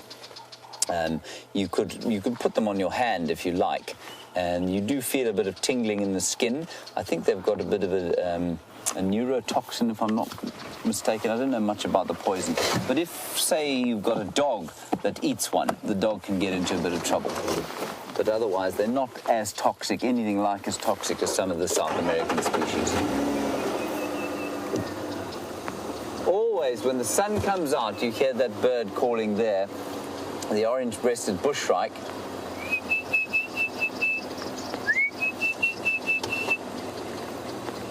And also some red-backed shrikes going.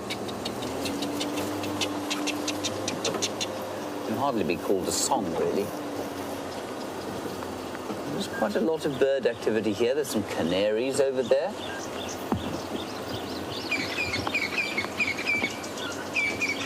With some sunbirds. It's almost impossible, of course, to film these things. There's a chagra, there's a black... Oh, now it's flown away. There, black-crowned chagra up there. You see him, Wimpy? Yeah. That's the black-crowned chagra. You can hear a green-backed Cameroptera calling. In fact, that's an apellis. It's an apellis calling. There's a long-billed crombeck. You can hear... There he is. He's right here, Wium. The crombeck is just underneath this thick bush here, flitting about with no tail. I'm going to move forward. You might get a better view. There. Just on the branch sticking out there. See him there?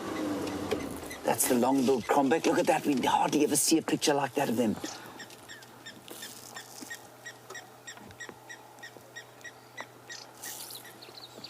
How awesome is that? That's a little long-billed crombeck.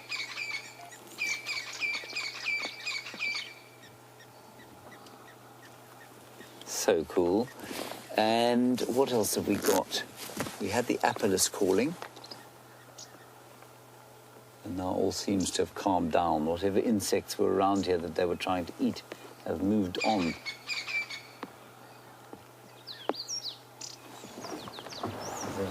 There's a little lark there. I think it's a sabota lark. That's really nice as well. I'm just going to retrieve... No, it's not. That's a canary. That's the canary, everyone. That's the yellow-fronted canary. They never sit like that for us. That's so nice. There's another one. Isn't him singing?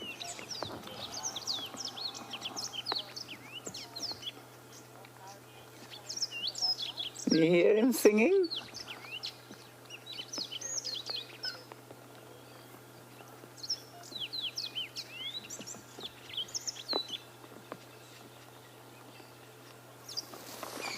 Ah, that's really special. Just as the sun comes out, just as it starts to get a little bit warmer, all the birds start to sing for joy. So cool. Let's carry on our little boat ride.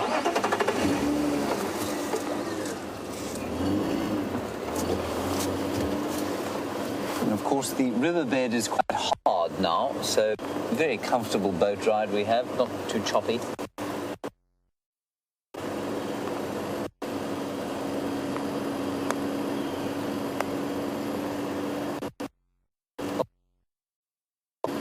Gratefully received the precipitation of the last few days and nights.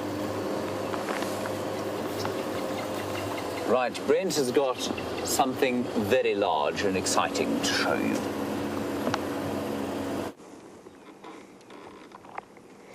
So Carla was asking for lions, and here they are, Carla. It's the same lions we saw in yesterday's sunset safari. They've finished that buffalo. Now they've got big tummies full of buffalo meat, and not much movement happening here. But we better thank Cedric from Arathusa who found them for us.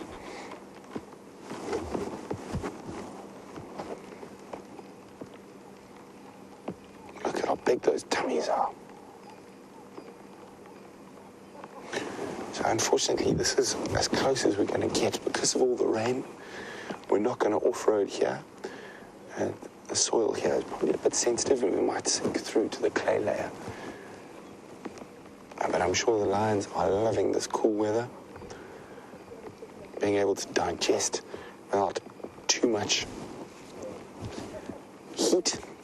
And you can still see the heavy panting caused by the digestive process. So much more comfortable in this nice, cool, rainy weather for a lion to digest a buffalo.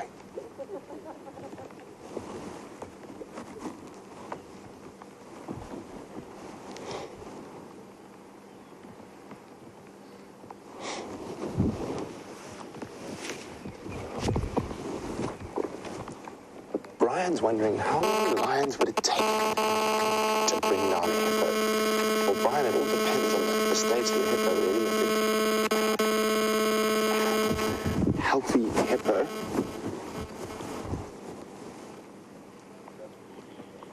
would not...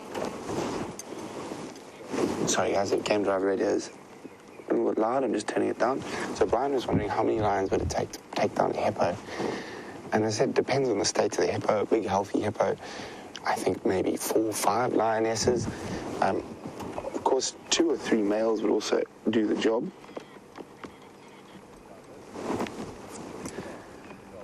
But a hippo like the one we saw this morning, I'm pretty sure these 3 girls might be able to handle it. Maybe not with big bellies like that, though.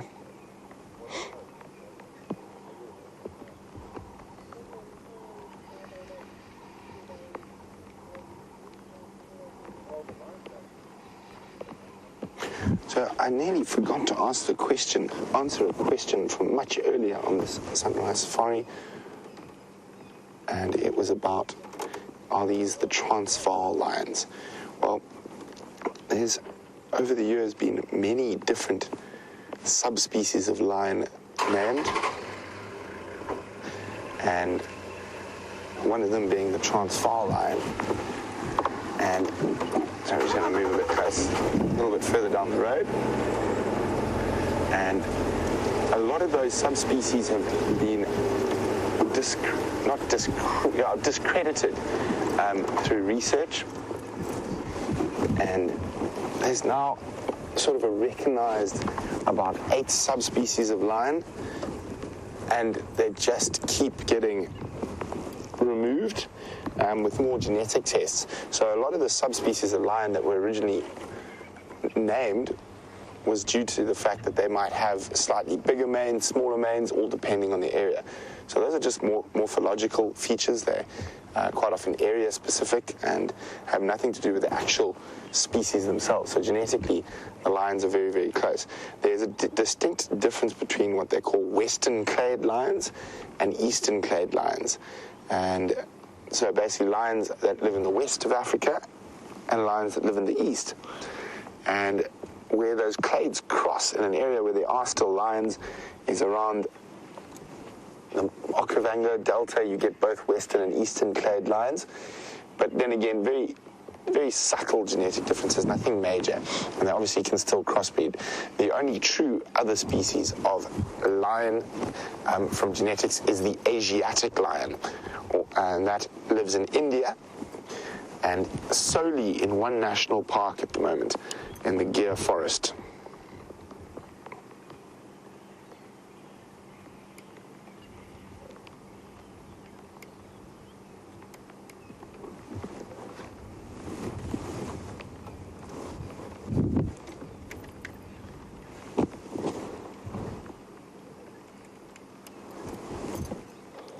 Sorry, I'm having a little bit of comms difficulty here.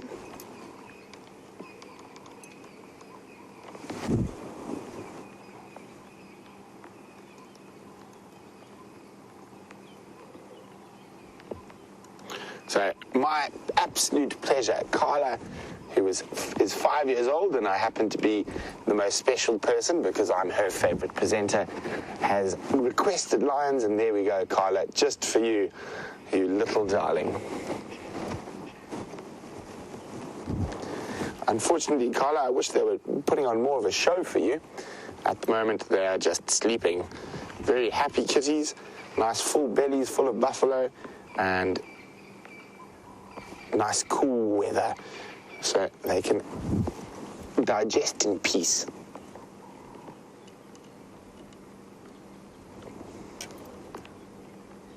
So it looks like the weather might clear up a little bit.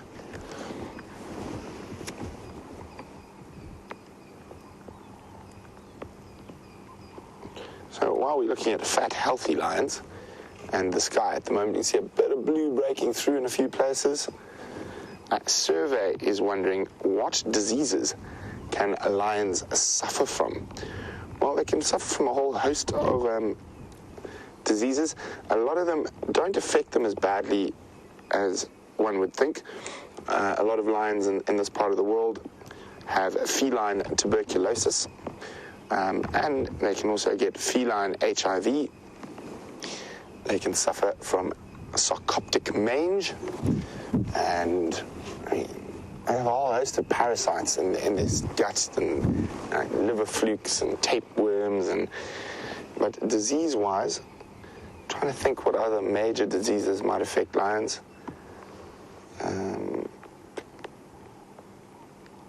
They seem pretty immune to anthrax. They feed off carcasses of animals that are killed by anthrax. For lions and vultures, they don't seem to get too affected by it. What else? Can you think of any other diseases, Bryan? I'm just trying to think. I've suddenly drawn a blank. I know they do get more diseases, but they can possibly suffer from brucellosis, but it's very uncommon.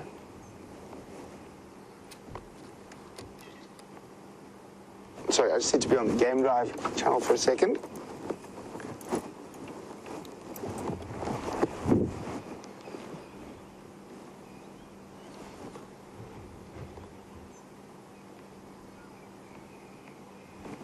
Sorry, guys.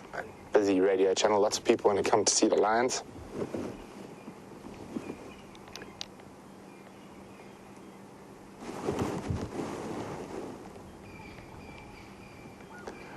Andrew, only one station here. There is space for 3 on the road. Visual is 5-5, lying up just to the west of the road.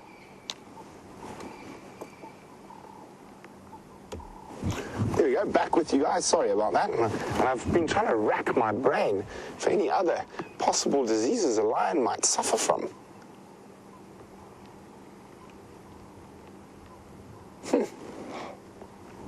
I know there's others, I just can't think.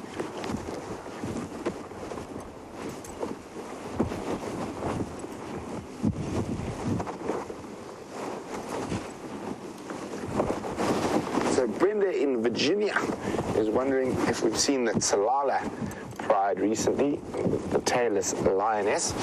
We haven't. I actually haven't even heard many updates about them for a while. I think they've returned to their more traditional part of the world, which is down around the Sand River. So I haven't heard any updates on them.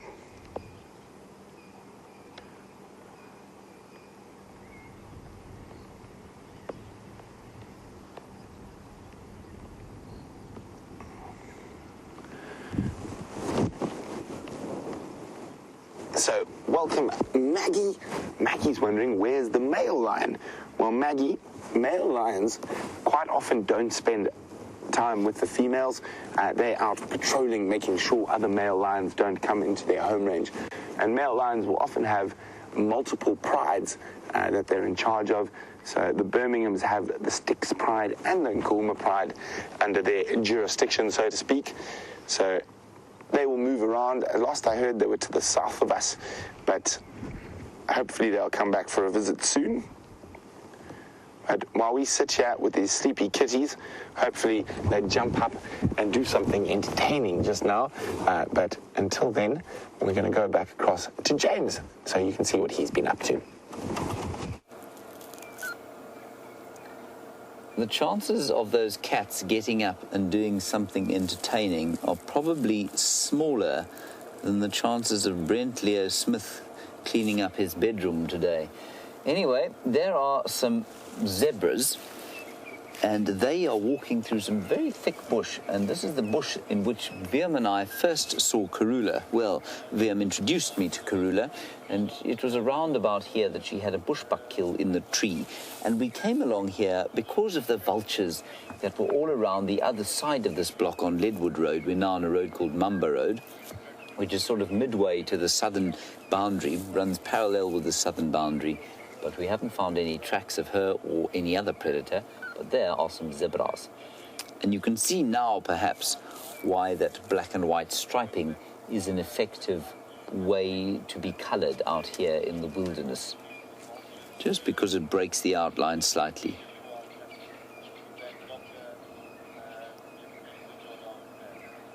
There we go. You can hardly see them now. Not a great sighting, so I think we'll probably push on from our zebras. But there are two things here I want to show you as a result of the rain. You can see the light has got really nice and bright now. You can see underneath the tree there are some blue flowers. And they are called Commelina, or the Wandering Jew.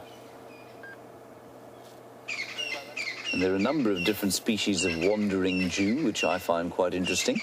And then there is a succulent here that seems to have come up on the termite mound here, VMP, that fleshy leaf. And Smiles, you say, will we see flowers after the rain? Well, apparently we will. Now, I don't know what that is. It's a succulent plant, so a little bit like I suppose, a crude example would be a cactus, but it's a desert or xerophytic plant that can absorb lots of water and then hold the water within the fleshy leaves. I wonder if it isn't a euphorbia of some sort, but I don't think so.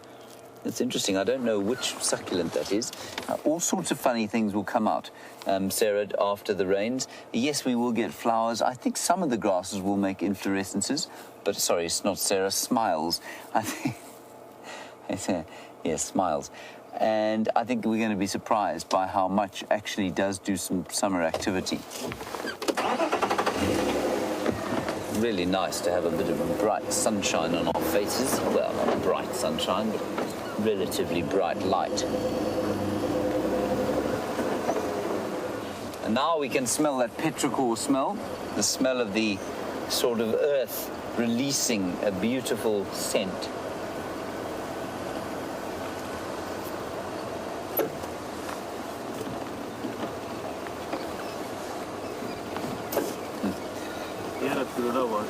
Yeah, so that's right. It was right in that tree that Karula was. Little spotted VM. That's where I was introduced to Her Royal Highness, the Queen of Juma, Karula. Sibusiso, you're in Hammond's Kraal. Nice to have you with us again. You seem to stop asking us questions for a little while, Sibusiso. We became very worried about you. But you want to know about where in Kruger is the best place to see Bateleur. You were at Bateleur camp recently, and you didn't see many there. Sibusiso, I think you'll find them pretty much throughout. Bateleur, though, if I'm not mistaken, Wium will correct me here, is quite near. There's quite a lot of Mapani felt around there, is there? Where Bateleur camp is yes, that is. There's quite a lot of Mapani. Yeah, it's up around there. Now, you'll find that Bateleur, Sibusiso, will avoid that kind of closed woodland. So Mapani is a very specific vegetation type that occurs in the Kruger National Park, and I suspect they just used the name Sibusiso because it's a nice name for a camp. But in that Mapani woodland, where it's quite closed, you'll find that the Bateleur probably don't like to live. They'll prefer to live in an area like this, where the woodland is relatively open, and when they fly, they can see what's in it. And so I think that's why you'll find you didn't see too many around there. Right, we are now hearing a huge number of magpie shrikes singing. Listen to them. Yeah.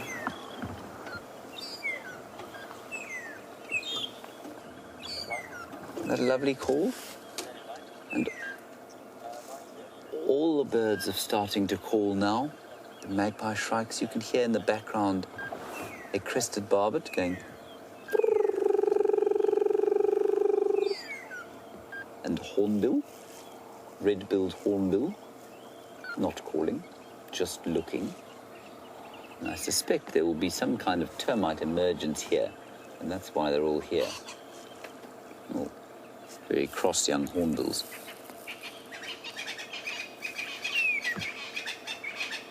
You can hear the francolins. And all as the suns come out and warm things up. Isn't that amazing? It's totally silent this morning, just a kind of patter of rain. Now with a bit of sun, all the birds are starting to sing for joy.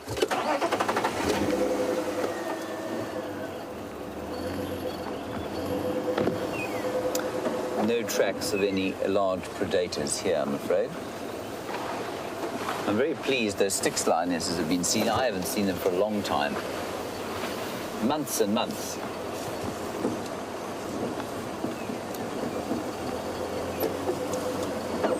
There are three beefaloes hiding from us. Now, Chris, you're in South Australia, and you want to know if the woodland kingfishers have left yet. I'm going to be quiet for 20 seconds, and I'm going to let you answer that question yourself.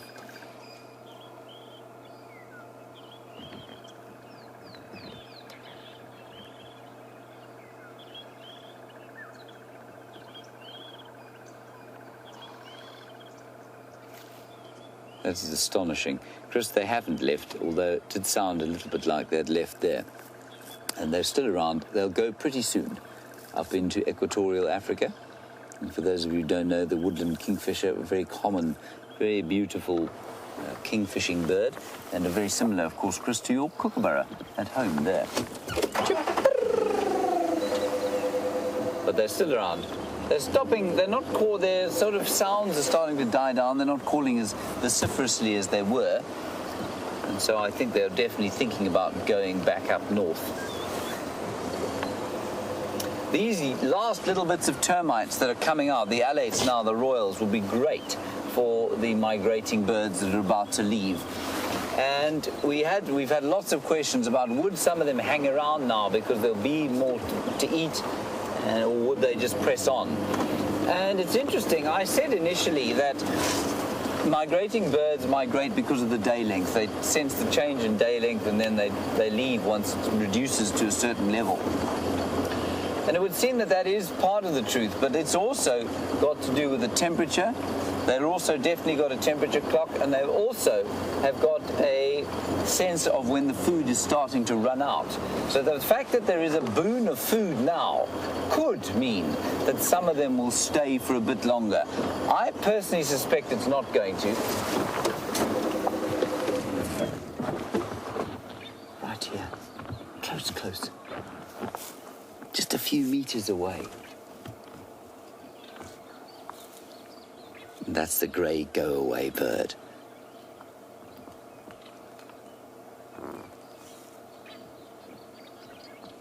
A very bedraggled little crest on his head, and of course he can't preen that because he can't really reach up there. Like a monochrome cockatiel. Yes, like a monochrome cockatiel, exactly. Yes, that's precisely what it was like.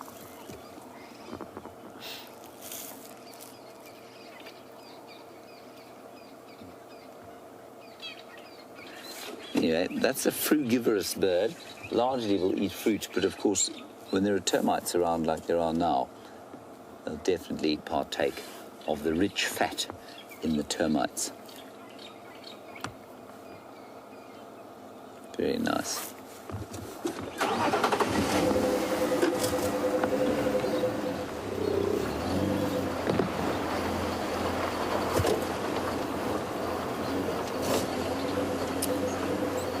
Hello, John. John, you want to know, you've asked about cucumbers, and we do get wild cucumbers out here, and you want to know if they will sort of come out now.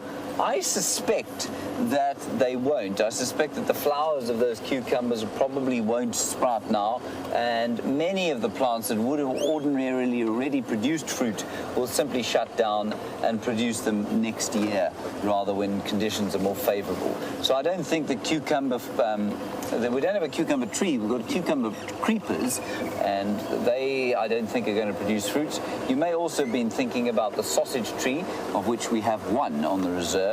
You want to know if it will produce its fruit. I don't think so. That sausage tree hasn't produced flowers, and I still have yet to find out whether they are monoecious, i.e. separate sexes, or dioecious, which is not separate sexes. So I don't know whether that tree is going to produce fruit or if it ever has. And perhaps some of our longer-term viewers can tell us.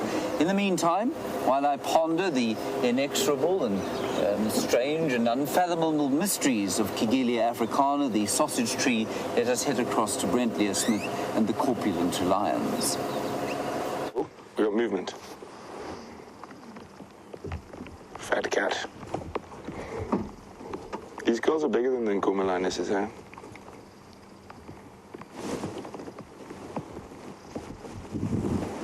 Sorry about that, folks. I think my earpiece popped out. And here we go. One Styx lioness is up, at least giving us a view of her beautiful visage. And you can see that heavy breathing, trying to digest all that buffalo. Now, I don't think these lions are going to do too much else today but have a snooze, maybe go for a drink somewhere. But the nice thing about lions is, even when they're sleeping, There's so much to talk about. And the earliest record of lions in human culture is from, believe it or not, southwestern Germany. And there's a lion-human ivory sculpture. So a half lion, half human sculpture. It's said to be between 32 and 40,000 years old. No one is quite sure whether it's an anthropomorphic statue, so a shaman or whatnot is said to be able to move between both fields, so an animal and human, or if it's possibly a deity. So a lion, a half human, half lion, could have been a god of the ancient Germans. And then also in the cave paintings in the south of France, oh, there we go, but someone is up. There's that female with the quite engorged nipples. I think she might be pregnant. And she's going to flop down a little bit further away. And obviously, a little patch of soil is getting warm.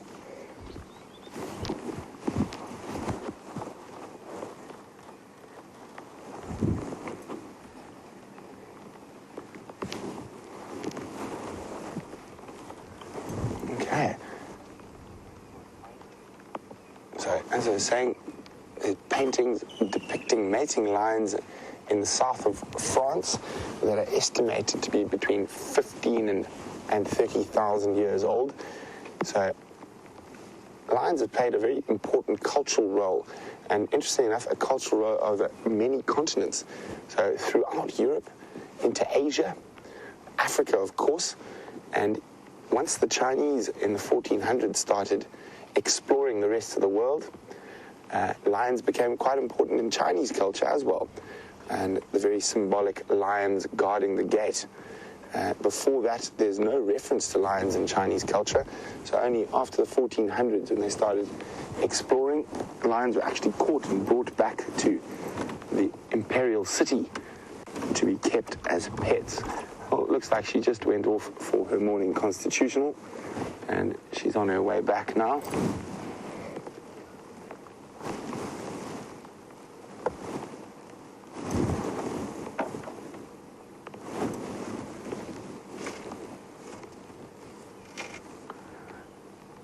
And they are really, really fat. They look uncomfortably fat. I mean, it looks like they can barely move. Oh, we all know that feeling. Generally happens after Christmas or Thanksgiving for you guys in the north. You just eat too much and you just want to lie down and get that large belly out of the way. They do have a very fast digestive system, so it won't take too long before that engorged belly will definitely come down.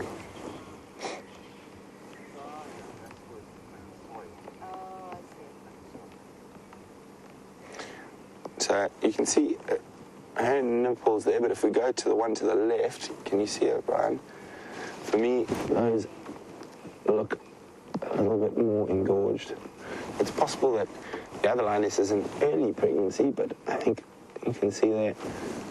Andrew, have you heard whether any of these have cubs at the moment? Oh, they look pregnant. I only saw one that was probably. Okay. I was just checking with Andrew. He sees the Styx a little bit more than we do because I spend some time down in the south and east.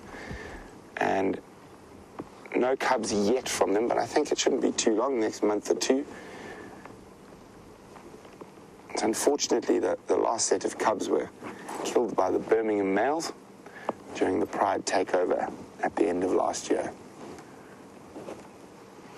So guys, I don't think we're going to get too much more out of those lions, so we're going to meander on, see what else we can find. I still am feeling the leopard luck, even though the time's running out so far, but who knows, maybe I'll just pass the luck on to James and Jamie for the afternoon safari. Also, we mustn't forget, very sad day, but Bryan Joubert is going on leave for 2 weeks, so him and the thumb will be chilling, so to speak, for the next 2 weeks and enjoying a bit of a a holiday.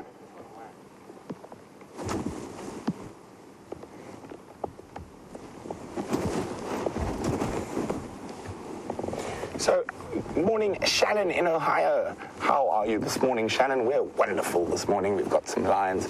So, Shannon would like to know how many cubs a lion can possibly have. So, in the wild, it's generally 2, sometimes 3. But in captivity, there have been recorded cases of lions having up to, I think it was 12 or 13 cubs. Obviously, that's in a very unusual situation. But normally, they can have anything from 2 to 4. But normally 2 is a good number and a safe number that most lions will have. So, Shannon, I hope that helps. And while we move on, see what else we can find, let's go have a look what Mr. Henry is up to.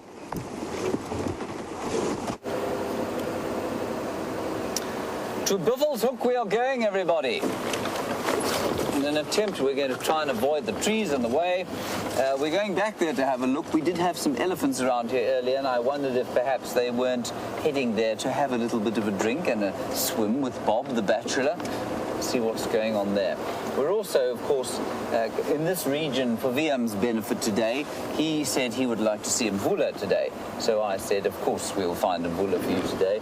We haven't as yet, of course. Otherwise, we would have shown you, definitely. Now, I'm just wondering what's happened to that male leopard, my favorite male leopard out here. And I wonder if he hasn't, given the condition we saw him in last time, perhaps moved on in the face of the pressure from Gajima, a very attractive large male leopard from the north, and his sons, Quarantine and Gunuma. But of course, I think that Vulture, while he has moved further to the eastern side, is probably fine, but just living quite a lot of time in the Kruger Park, I would think, and also on Torchwood. Remember, Torchwood is not always occupied by people, which means that for quite lengthy periods, those roads are not driven, or some pieces of the roads are not driven, and so he could well be around there. And for those of you who are new viewers, Vulture, a 13-year-old male leopard from this area, one of our real favorites, and the father, we think, of Gunuma and Quarantine, the 2 4-year-olds, I think they are now. They're 4, no, they're just over 3 years old, male leopards who, excuse us here, who provided a lot of great viewing for us recently. What was that? Yeah? No, we were saying, oh, you were complaining about the bumps. Fair enough, I don't blame you about that. So we're now on a road that is called Gwari Pan Road, which is not interesting, but it does follow a drainage line towards Buffelshoek Dam. Although, as you want to know about damage to the roads and to the drainage lines and the dams as a result of the deluge we had the other day, Lois, it really depends on where the road is placed. Now, this road that you can see we're on now is pretty much on a ridge crest. If you see marula trees, like that one over there, that's it, that big one in screen, that means that you're on a ridge crest. The soil will be well drained, which means the road will not be damaged. As we go down the hill here, you can probably see that by the shaking of the camera that the road becomes a little bit more inundated with water and that ruts become much more of a problem. This is a pretty good road though, it's not too bad, but those first bumps that we were going past, that was on a seep line. And that means that when there is water to flow, here's a buffalo here. Hello, Beefy. There are a few of them. Yes, I know. Isn't the rain nice? He's eating the baboon's tail, the Xerophyta retinervus. That's interesting. Not with he's eating with fairly long teeth. It's a long tongue, rather. He has a long tongue. Thank you, Wium. So, Lois, the seep line is an area where water will bubble to the surface and then flow along the top of the surface. Now, if you put a road over an area like that, it will create an erosive spot. So you've got to be careful about fixing them. I don't know if you can see in here, on this little termite mound, I'm definitely not going to get out of the car just yet. but there are some termites, some worker termites, building furiously.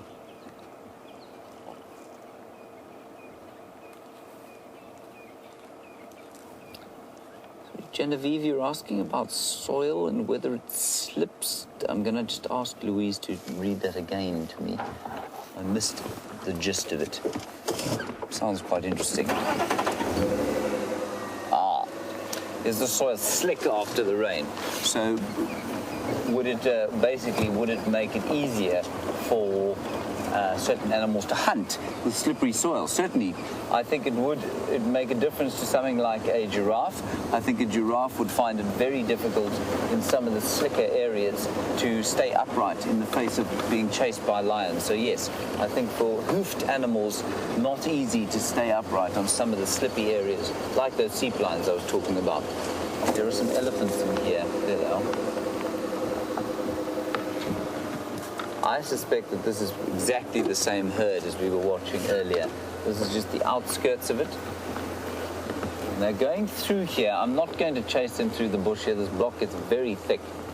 But I think this is the same herd that we were watching earlier, and they are making their way very slowly towards Buffelshoek Dam.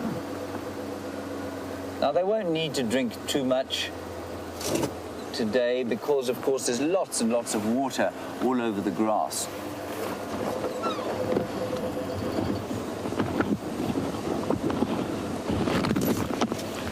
James Richard, yes, you're absolutely correct. You say we see so many wonderful elephant sightings, and we've had 2 or 3 today already. And unfortunately, when you went off air, Wium and I continued sitting with those 2 elephants that we had, and it was just a wonderful time. That's Wium taking the rain cover off. And you say we learn something new about their behavior every time. You're absolutely right, we do. And I find the more I watch them, the more I think that we don't know about them, the more we don't know about how they behave. And we had an amazing incident there where, as you guys went off air, you were with Brent at the time, but we were sitting with those 3 elephants that we'd been watching for a long time, and a very strange thing happened. That youngster moved across the road, not the very small one, the other one, and it came quite close to the vehicle, opened its ears and shook its head. We didn't think of anything of it. And then suddenly the cow lifted her head and looked at us, and she made a grumbling noise, as if to say to the youngster, move away from them. And as she made the grumbling noise, the youngster moved off away from us. And then she was a little bit irritated. And she walked out into the road, and she stood there and she looked at us for a while, and you could just see that she wasn't comfortable. She shook her head once and then waited to see what we were doing. We didn't do anything. We just stayed precisely where we were. And from the time that youngster approached us, her comfort levels just decreased. She wasn't comfortable with the youngsters moving there, coming that close to us. And why then she didn't just move off, I don't know. Anyway, it was just fascinating to watch. There was no conflict situation, but it was really interesting to watch them talk to each other. And then a big matriarch came up. I'm pretty sure it was the matriarch with much bigger tusks, shoved that cow that we were watching off the sort of root diggings that she'd been making. She moved off, and the cow and her little one spent some time around there. And I think that they are having a conversation with each other all the time. And I don't think we know even a tiny little piece of what they say to each other. What have you seen, Ben? Speak. A speak? A pig. Like a warthog. A pig? No, you're right. A warthog. He's running. Is he running? Yeah. Sorry. You see, this is the problem with waffling into the lens. Sorry about that, wildebeest. I do apologize. Sorry, everyone. Clean your monitor. Clean my monitor. Thank you very much, Wium. It's quite ornery today. I tell you what, you missed his...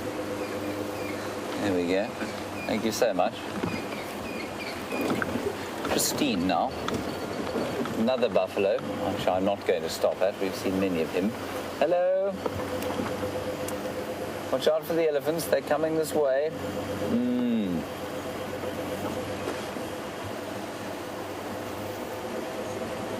Hello, Bryan. Jochemsen again. This is your second conversation with us today. You want to know if an elephant is born with teeth? An elephant is not born with teeth, no. not as far as I know. Takes them a little while to come through. Not very long, but they're not born with teeth. Right, we are now approaching the waterhole, the ocean of Buffelshoek. We will see if our hippopotamus is still there.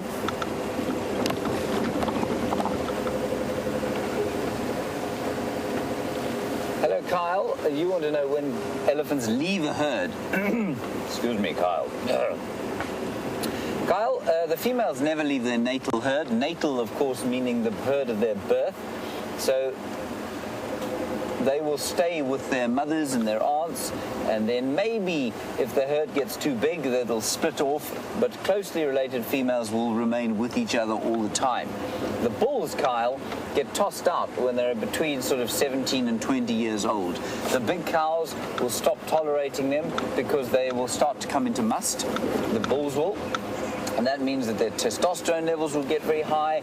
They'll try and mate with all the cows. They'll bully the younger ones, and the matriarchs just can't put up with that, so they chase them out. And so between 17 and 20 years, they're sent off to live on their own, and they might live in little bachelor groups for a while, and then they will become totally solitary at some stage, and they'll join up now and again, maybe with older bulls who will teach them the ropes of how to live in the wild as an elephant bull. And otherwise they spend a fairly solitary life, unthreatened and unperturbed by the predators of the area, which is, of course, how it should be.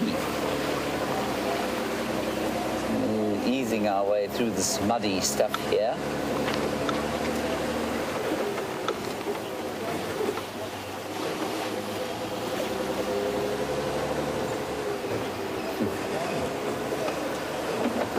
Stephanie in North Carolina, North Carolina, I'm getting strange.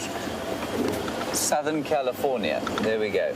Okay, Bethany, you want to know what are the signs an elephant will give you before it charges? Bethany, an elephant will generally give you plenty of warning before it comes. The first thing it will do is probably shake its head at you. Oh, we've got a vehicle coming up here.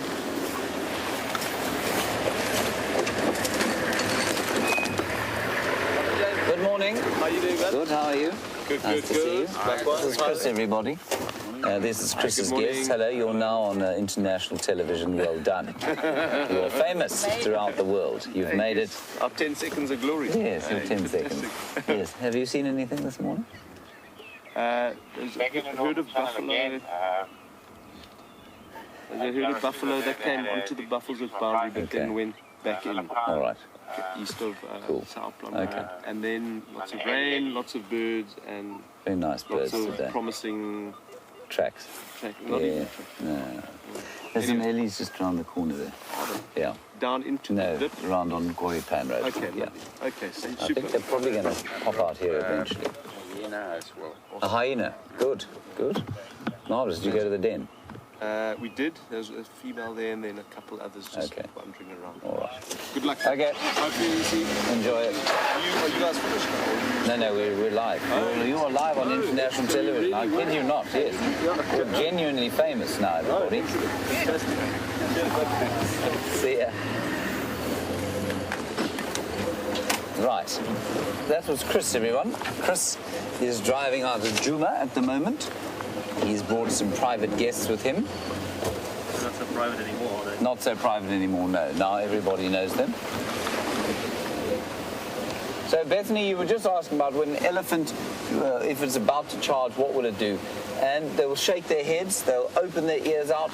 Sometimes they will trumpet. Sorry, not Bethany, Stephanie in Southern California, not Bethany in North Carolina. Right, Stephanie. That's basically what they'll do. They will shout at you as well. They will make a trumpeting noise. But if they do come, then they become quite silent. And they tuck their trunks in. They tuck their trunks right underneath their chins, and they will just come. But Bethany, normally, I would say 99% of the time, what they would do is give you lots of warning, so it's not like it would just happen. Let's go across to Brent. He's got some scavengers to show you.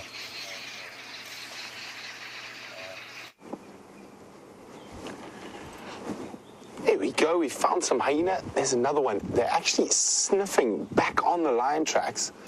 I think they're going to look where the carcass was. So we're going to stick with them. So it's just interesting that they're smelling exactly where the lions walked. So with this really wet weather, obviously it compromises the hyenas' smell a little bit. So they're having to do it the hard way. Instead of smelling the meat at a distance, they're smelling the lion tracks.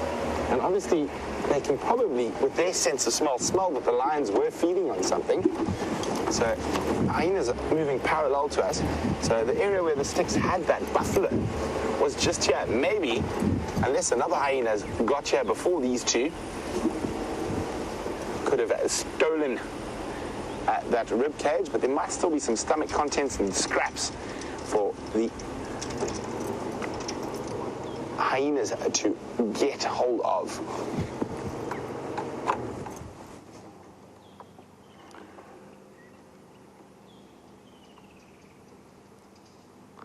Look, see how holding the nose right down to the ground? Sniffity, sniff, sniff, sniff.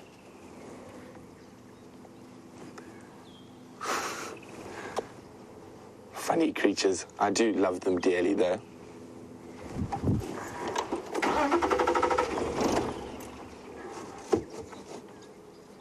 Oh, you're going the wrong way. You're getting confused. Oh, look, I think they found a bit of possibly lion dung. Or lion vomit, actually. It looks like. We'll have a closer look.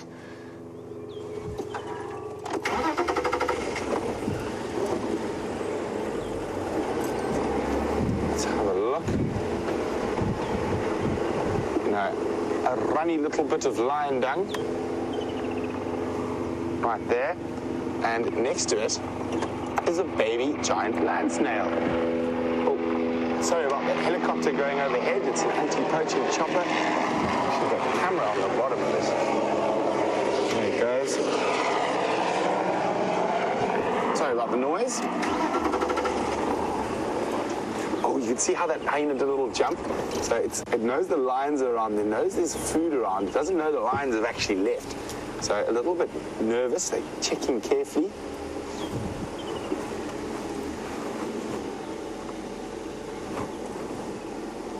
Hello, hyena. I just look at it go. So there's a little bit of nervous energy while they try to figure out whether the lions are still on a kill or they've left.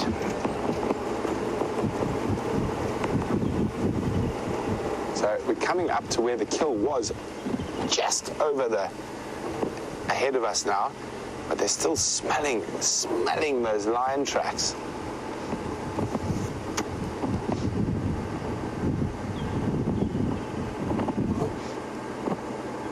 Like a bloodhound on the trail, nose to the ground.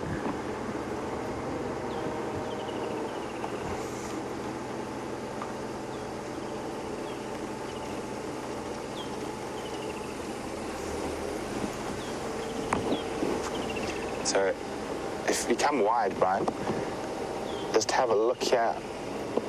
Over there is where the carcass was. So the hyenas are just on the other side. Smelling some more lion poo.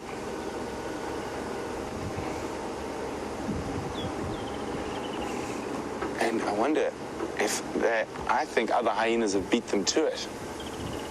So when we were here in the dark this morning, the rib cage and everything was still here. The stomach was still here. The stomach's still here. Oh, this one's found it. It's just picked it up. Look at the ears up. I can just see a bit of the stomach. Rib cage is gone, but quite a lot of the stomach is still here. Walking past it, where are you off to? They're just making sure there's no lions around. I think she has spotted the stomach contents. She doesn't want to go there and then suddenly get a surprise. A lioness charging out of the bush at her. They've done their initial perimeter check. There we go, Bryan. This one's about to hit See how they're checking? There's the stomach, but they're running around us, just making sure they're not going to be surprised by a lion. But I think another hyena beat them to the best bits, and here we go, charging in now. Hey, come on.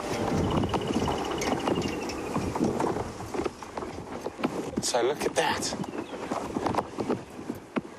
So there we go, a few bit of bits, but I think they got a tiny little bit. A shame. I think they got beaten by other hyenas, and I think that's where they're heading off to now, towards where the other hyenas possibly are. I do see other hyena tracks here already. So I think that big rib cage was already scavenged earlier this morning. I might still come in for some of the stomach contents.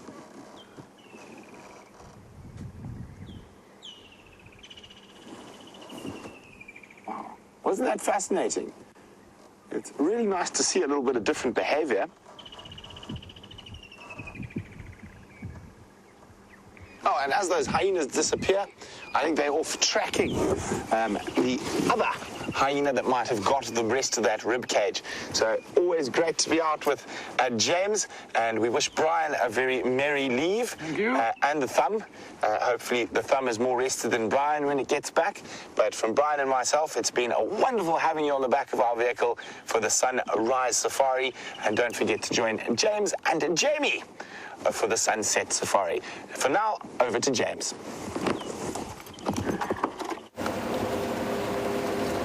Okay, nothing in Buffelshoek, as we showed you there. There's a nest, Wium, but there's nothing in the nest. I just want to show you this simply because it allows me to raise the topic of birds that have not been bred. That's probably a dove or a chagra, I think, in there. I'm guessing wildly. I don't think it's a dove. It's too grassy for a dove. Anyway, lots of nests around. Of course, the champion nest finder was Scott Dyson, and lots of birds have not bred, I don't believe, this year. And the weavers, the lovely southern marked weaver and the village weavers with their spectacular nests, they haven't bred at all this year. So they've gone quietly away, and I hope they'll come back. Now, for our last minute, what I want you to do, please, if you don't mind, is just have a look at the mountains there. There is nothing quite like the sight of mountains after the air has been cleansed with rain. And there you can just see the clouds spilling over the top of them. Oh, it's just really pretty. And lovely calm has descended over the Lowveld.